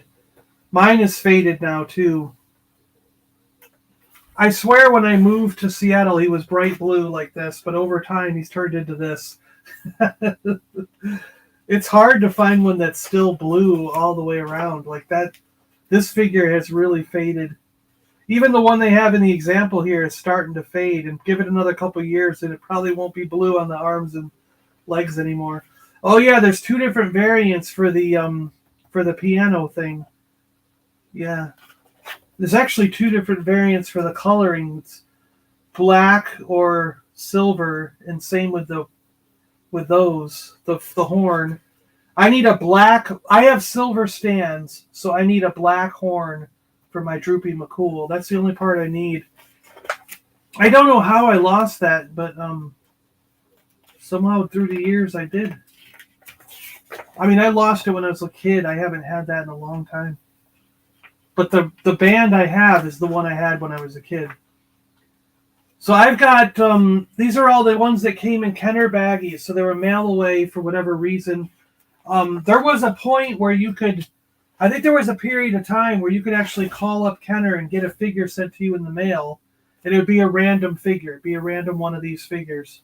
I don't think you could actually ask for a specific figure. They would just send you a random one. I have the Emperor in a bag. It must have been, I think it's the mail away Emperor in a baggie. These are all the little booklets, these booklets. So this is also cool because the mini catalog booklets are something I would like to collect one of each. And I've got like this Return of the Jedi one. I think I have that Empire Strikes Back one. So it'd be interesting to go through and try to collect each different one of these catalogs, and now we've got a nice listing that shows every catalog and what was in it. So that's pretty cool. Card offer baggies and packs. Yeah, there's the Emperor baggie. So he's right here. Yep. So he would have come with that Return of the Jedi catalog and in a little white box. Because I just have the bag with the Emperor inside, unopened, of course. So I need to track down a box and get this. I have this, so I already got this. This could go with him. But I'd need to get a box in order to have that complete, you know what I mean? That's pretty cool. I like that.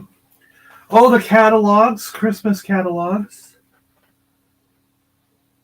Alden's. See, I have an Arden catalog, not Alden, but Arden.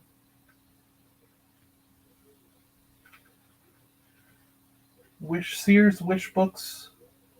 Wow. Ardans, yeah, Ardans is the one I have. So he didn't get a chance to get... I know I sent him pictures, but it might have been after the book was done in production, because he asked me for pictures of the Ardens catalog that I have. And I sent the best I could with what I had, because mine's not in the best condition.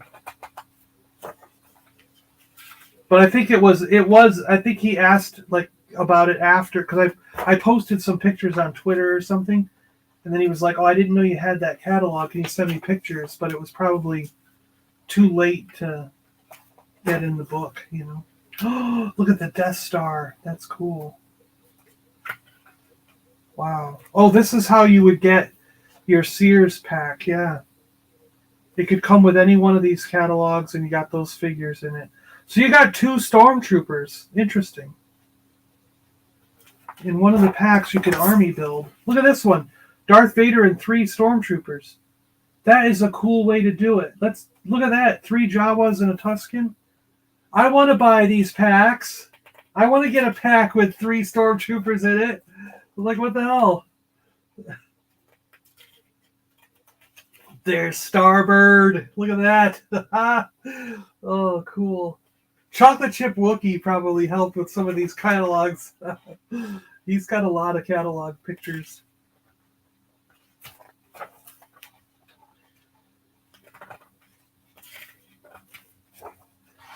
Wow, these are cool. This is really cool.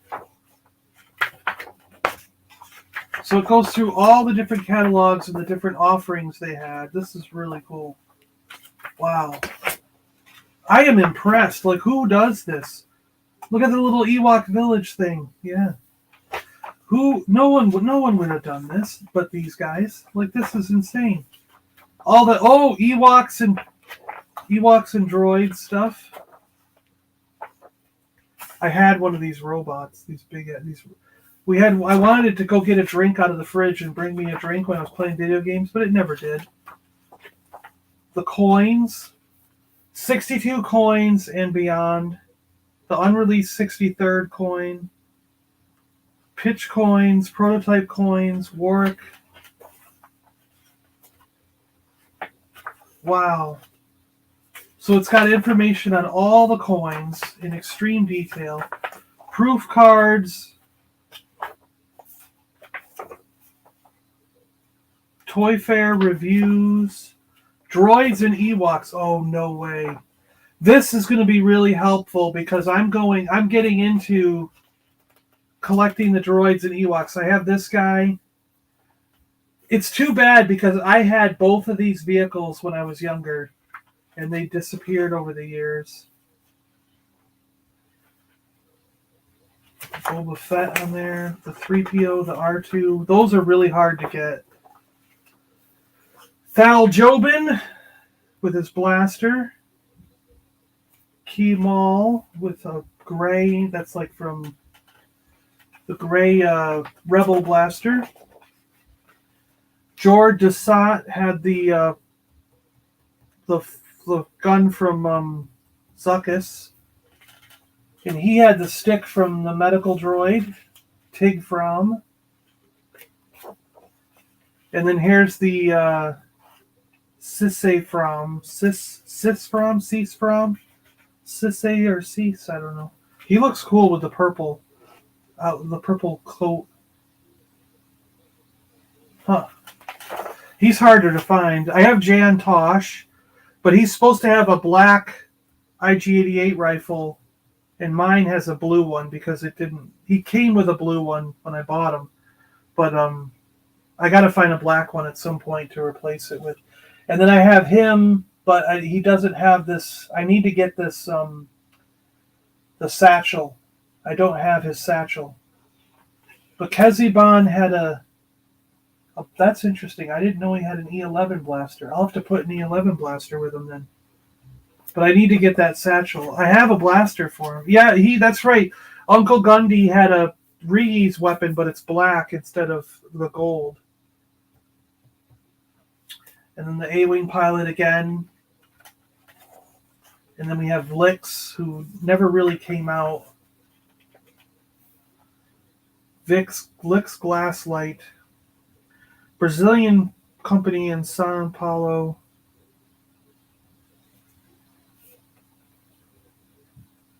Oh, there was a U.S. version, it says.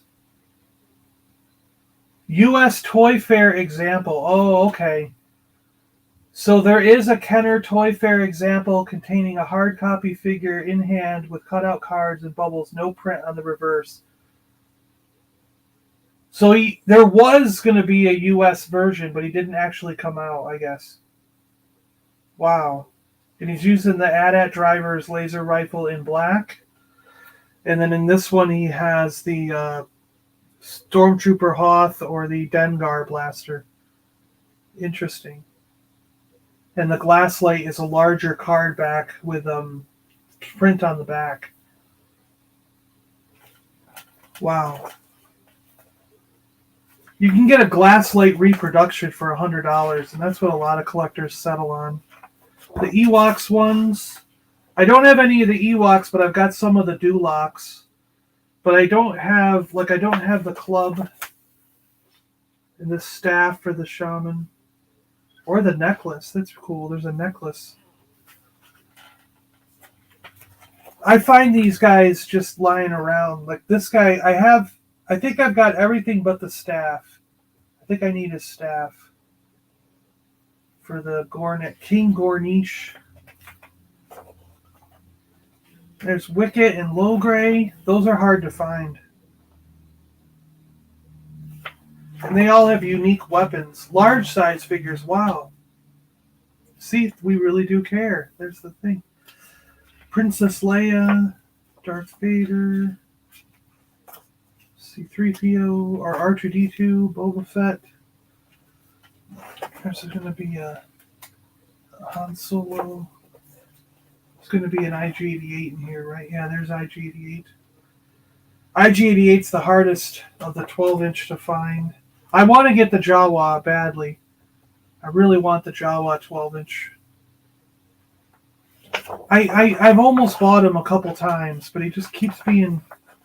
I don't like the condition. So, Volume 2 preview. So they are going to do Volume 2 with all the play sets and vehicles, and this kind of previews how their page layouts are at the time of printing this book, what their thought process is on how to do that.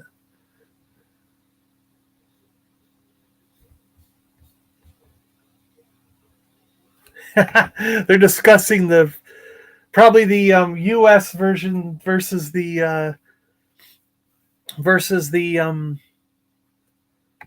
UK version of the Death Star. Blacked Out Ewoks, how you doing? Kez gets opened for the Black Blaster for Luke Stormtrooper. Oh, wow.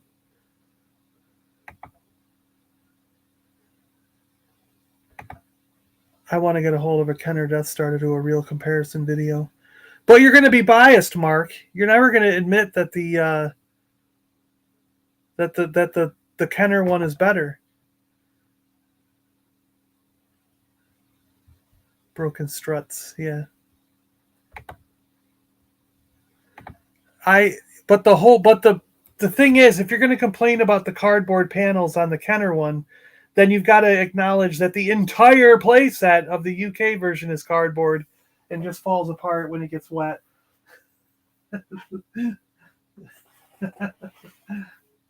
Epilogue, collecting community.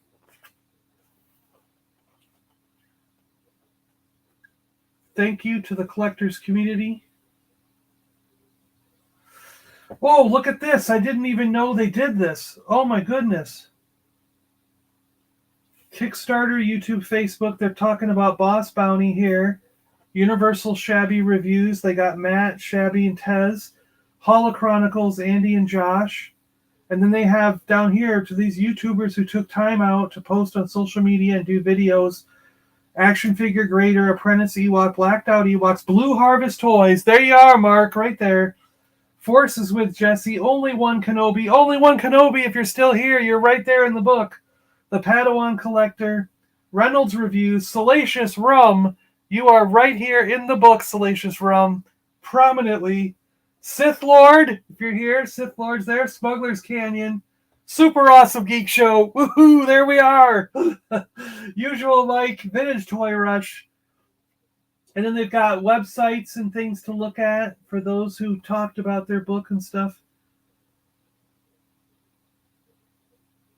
Look at that. So they took time to even put our logos and do a special thanks in the collector community page. Look at that.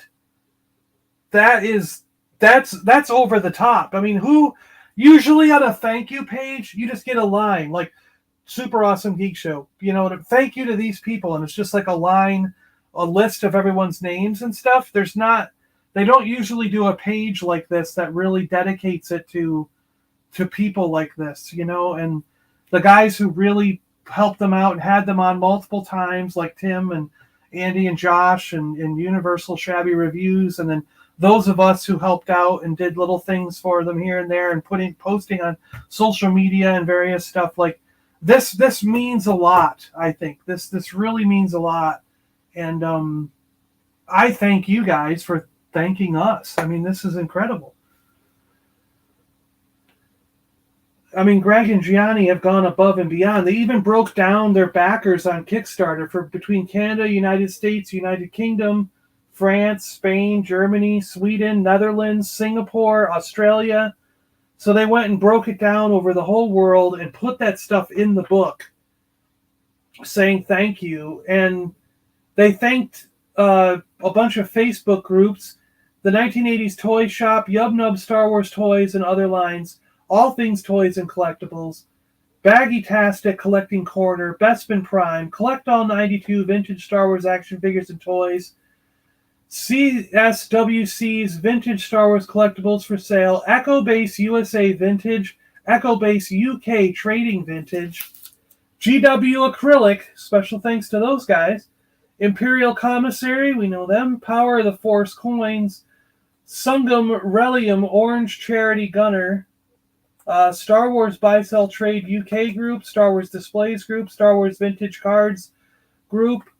Star Wars Vintage Collectors Group, Star Wars Vintage Loose Collector Group, Star Wars Return of the Jedi Vintage Collecting Group, and Vintage 80s Toys Group on Facebook. So they did a thank you to all those groups that helped out.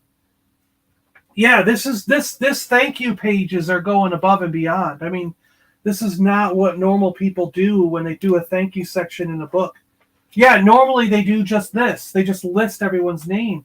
So they actually pulled out people who really helped them in groups and stuff, and then they also did the breakdown like this. Yeah, because here we go. We got Brandon, Apprentice Ewok here as well. And, Paul, myself, John Adams from the Super Awesome Geek Show. Okay, and they're alphabetical. So, like Mark was asking, where's Mark Airy? Which level would Mark be at? Because Mark was asking if he was... Mark might be at a higher level than I am. I don't know.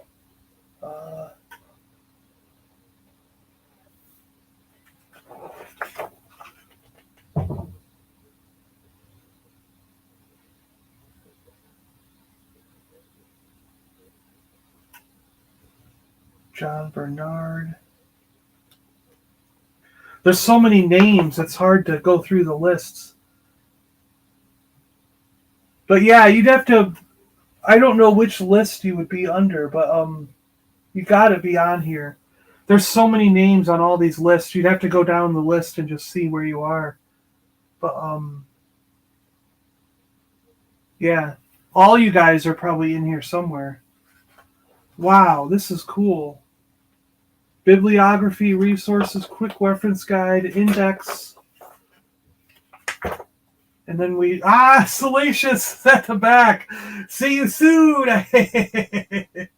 Oh, they end it with Salacious. Look at that. So we are officially at the end of the book. This is great. This was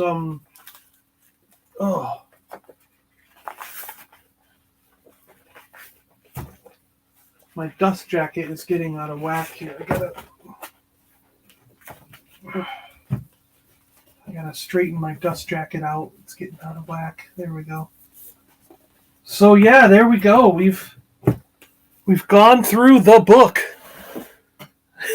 what a tribute for Rum. Yeah.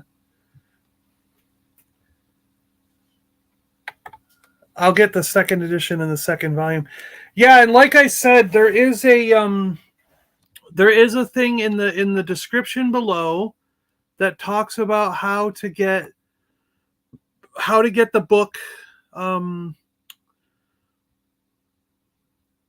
If you didn't get it yet, you can. There's a way to sign up to get it. Let me see if I can. There's got to be a link to this here too, where I can bring it up. Yeah, here we go. So I will share this.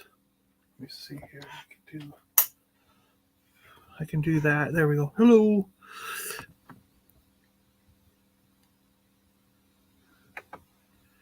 Kenner Canada clipboard is the best. We all know that. They did. Yay! Shit, that's awesome. The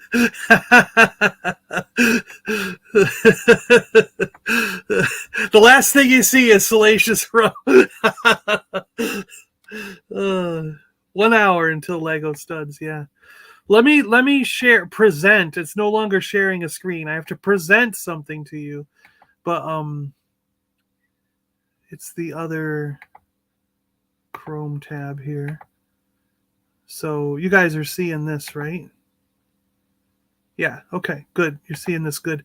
So yeah, he says, we have closed pre-orders on the book while we focus on getting the first wave of books out to the backers and the first pre-order people.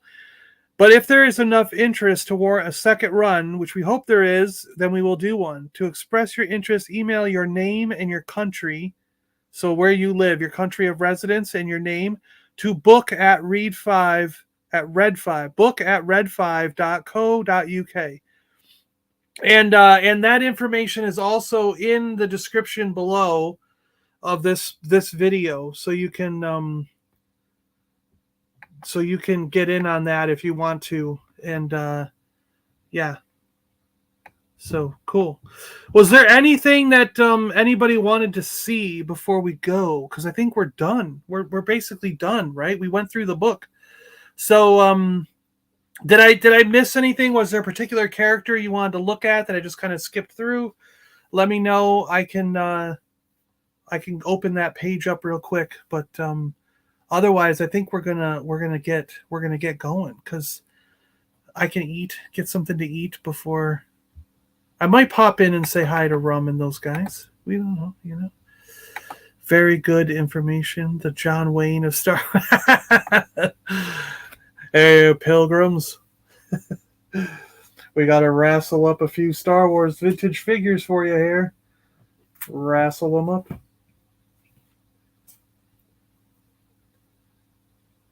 Pilgrims. Pilgrim. Did he say that? He's like, hey, pilgrims. Can you see if you're? Oh, you want to know? You want me to go get it? I'll go get it. Let's go get it. Okay, we'll go get that. And all right, let me open the page. We'll open the page and we'll go get that. So we'll zoom this up. We'll turn the light back on. We'll open to that page. Let's find it. So we want to go to the variant page on that weapon. It was after them, right? Yeah, it was after these. So here's the detailed lightsaber page. So we'll go to here for the detailed lightsaber page. And I'll be right back. Let's take a look.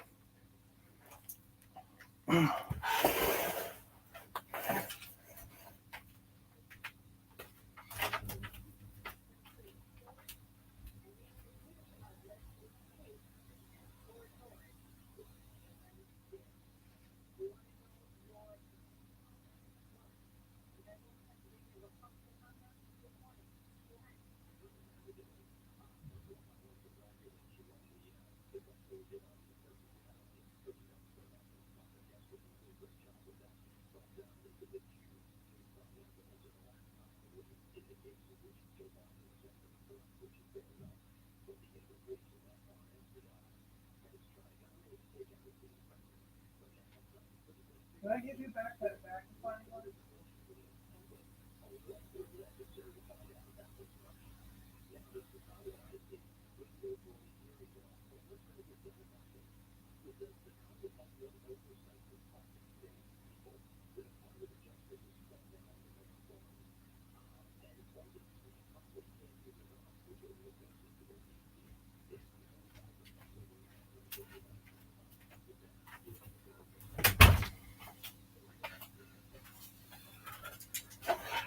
All right, we also have a magnifying glass. So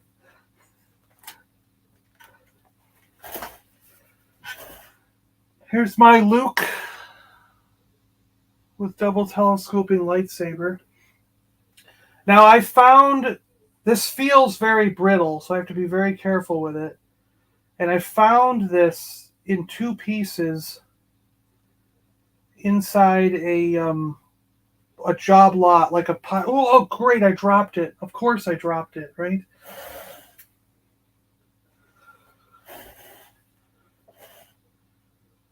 Oh, I can see the letters already. I don't even need the magnifying glass. They're right there. The letters are right there in the hilt. Right there. I can see them already. So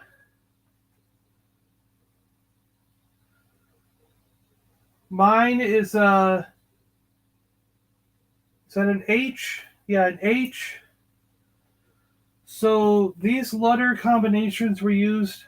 Okay, let's As mentioned with the relevant variations, these lightsabers are now without the first version being the two separate pieces that make up a double telescoping lightsaber. So let's see.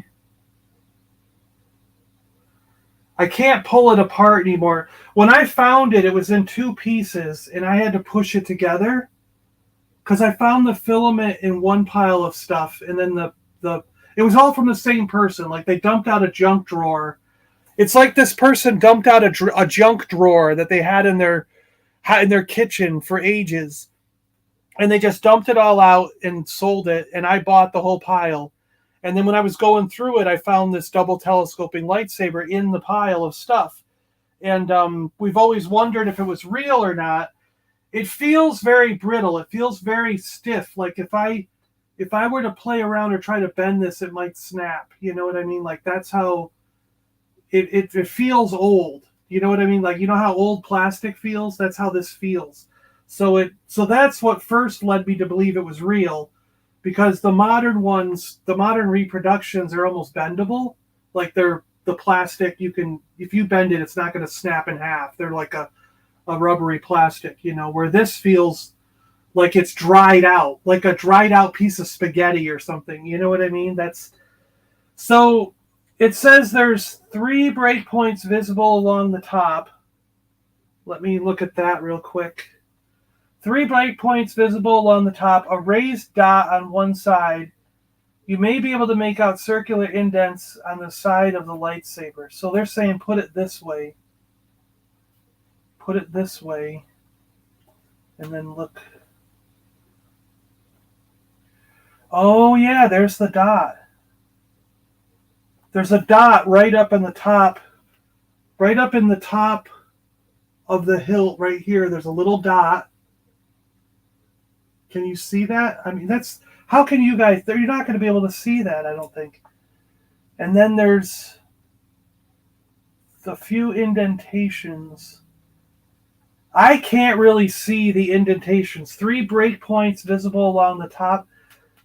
To me, I don't even see what they're talking about in the picture, let alone see it on the actual thing. You may be able to make out circular indents on the side of the double telescope.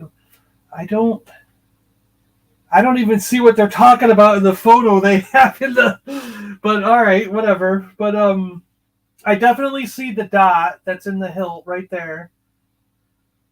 Hilt showing single dot as part of the mold. Yeah, that's what mine has. So the EPMs are thought to be from a pre-production mold when testing the process, and it's thought these were used in actual production when the toys took off, hence why only a few are out there. There have been examples of Red having evidence of the double. Luke was first released. It makes sense. There's more of his. Yeah. There are variations with small round bumps appear on the hilt. They've been found with single dot and 3 dot variants.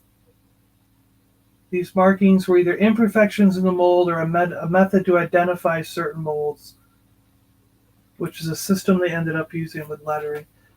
The letters found on the lightsaber hilt can include the following combinations: A to C and A to double N. No evidence of double O or double Z have been recorded. So there could be 40 different variations. So mine has an H on it. With this in mind, we come up with other possible pictures.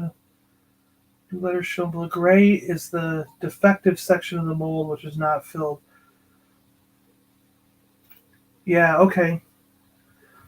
So yeah, so mine has a dot on the one side and an H on the other side, which leads me to believe it's real, right? That would lead you to believe it's real, right? What do you guys think?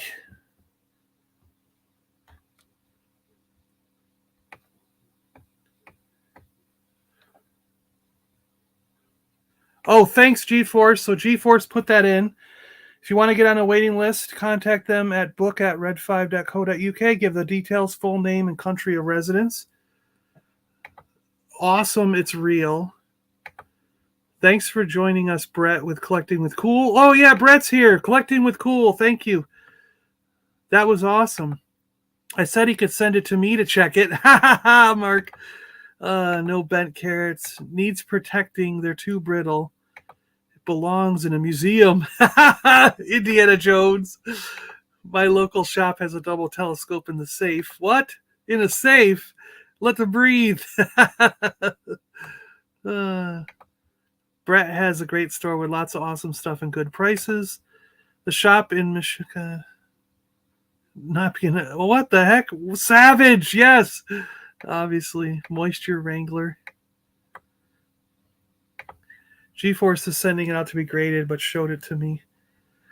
Sounds real to me. Yeah, yeah, sounds legit. Yeah. Mark's still on it. Still on. Send it to me and I'll check. This is a Kenner book that I need. Yeah. I don't know. We can't confirm the breakpoints. I know I can't. I can't confirm those breakpoints. I don't know. I'm having a hard time even seeing that. So I can only tell if it's real by chewing on it. He wants to eat it.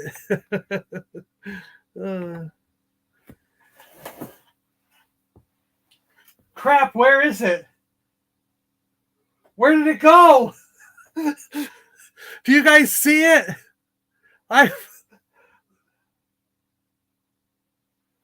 Oh no. Oh, it's right here. It looked like it was. I thought that was a picture of the book. I thought that was. Doesn't it look like it's part of the book now? I was like, crap, where did it go? It's right there. uh,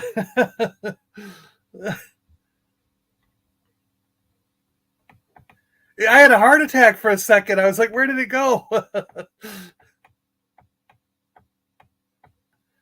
So here we go. Yeah, some people are still thinking about getting the book. This is how you do it. And it's also in the description below on how you do it, how you would get a copy of the book.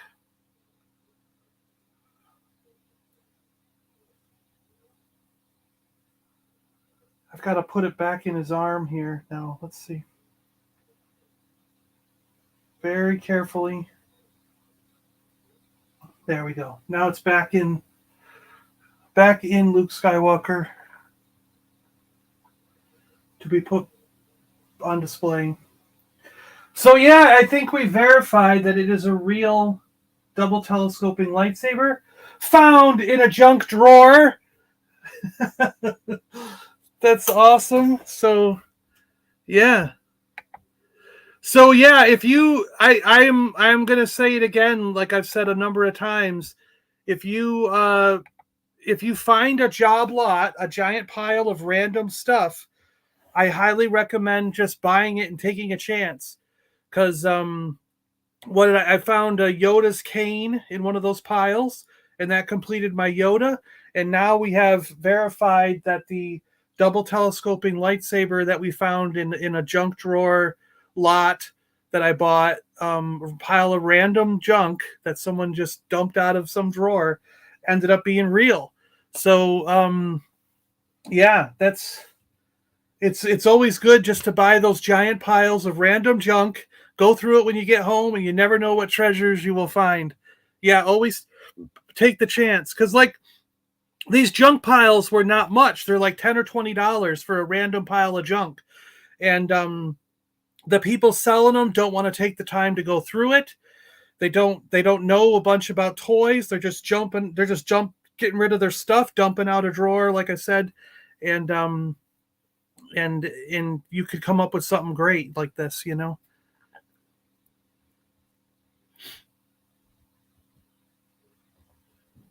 Good news, there is pie. UK has a lot of good stuff. Except the Death Star. I'm available for autographs to my dearest fans. Thank you all. Yes, okay, Lack. Yeah. Always take the chance. It's not life or death. Jibber Jabber, how you doing? How you doing? The breakpoints are on the top side of the cylinder of the saber. Yeah, I'm just saying it's hard to see them for me. It's even with the magnifying glass. Even looking at their photo showing the breakpoints, it's hard to even see the breakpoints in the photo. So it's I'm sure if we got a better mic, if we got a better magnifying glass, we could probably see them. But the H is there on the hilt and the dot is there. So I think with the letter and the dot, we're pretty good. I can only find most mouse poo as a treasure in those boxes. Lots are golden. Then do what I do with the Power Ranger accessories. What? Orlando. Giblets jab. His eyes are not what they used to be. Oh man. I'm still not convinced. You need to do a test on the breakpoints. Yeah, you want me to try and snap it? Yeah, okay. I'll snap it in half for you, Geek Strong, just so you know. All right, guys. Well, I think that's about it. I think we're pretty good. I really appreciate you guys joining me for this. Again, all the information is in the description below on this book and how you can get it. Get on a list to get it, whatever. Use the camera on your phone to zoom in. Oh, yes, you're right, Mr. B. Stop by the chat. This camera is the phone. So when I disconnect it, I can double check that. Yeah. Take care, everyone. Fun stream. Thanks for the in-depth review. You got it. Great live stream. Fantastic book. Super awesome. All right, guys. Do I still have... Yeah, I don't think I have any... Yeah, I lost a lot of videos and borders.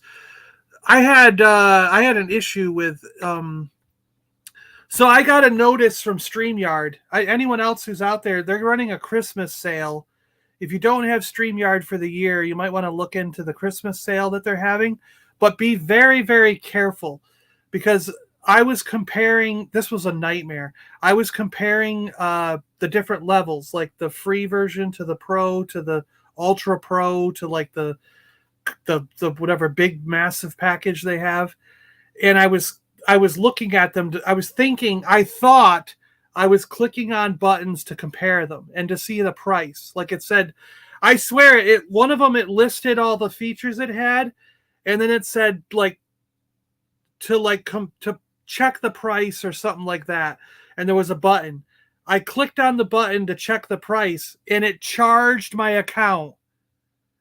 So I purchased like $1,000 package from StreamYard.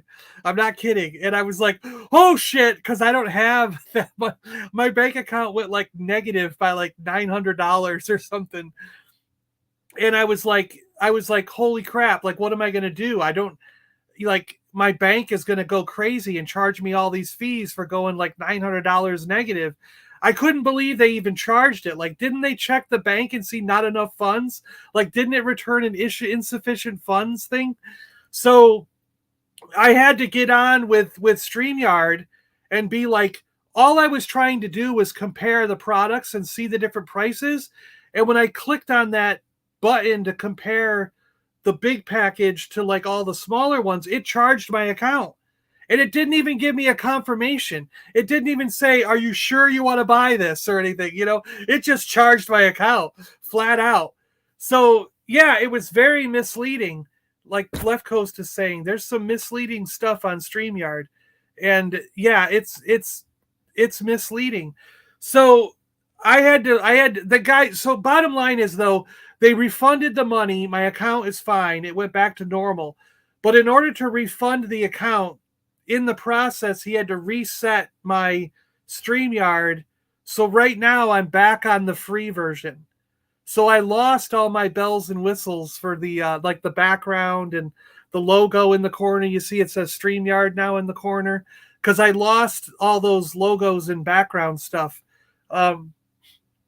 So I have to I'm going to sign up for one of their packages during the sale. I'm going to just buy the whole year, but I got to wait until I get my Christmas money and then I'm going to do that. So I'll be back with a special version in a little while. But that was kind of scary, like I was like, what the hell? So, but anyway, consequently, I lost my bells and whistles. I lost all the videos and stuff because I had to reset it. But anyways, it's like, oh yeah, fighting back. You better, yeah, I gotta fight them. All right. Well, anyways, see you guys later. Thank you for joining me. Thank you for looking at the Kenner book with me from Greg and Gianni at Red 5 Designs. Chris, I hope you get that worked out. That's crazy.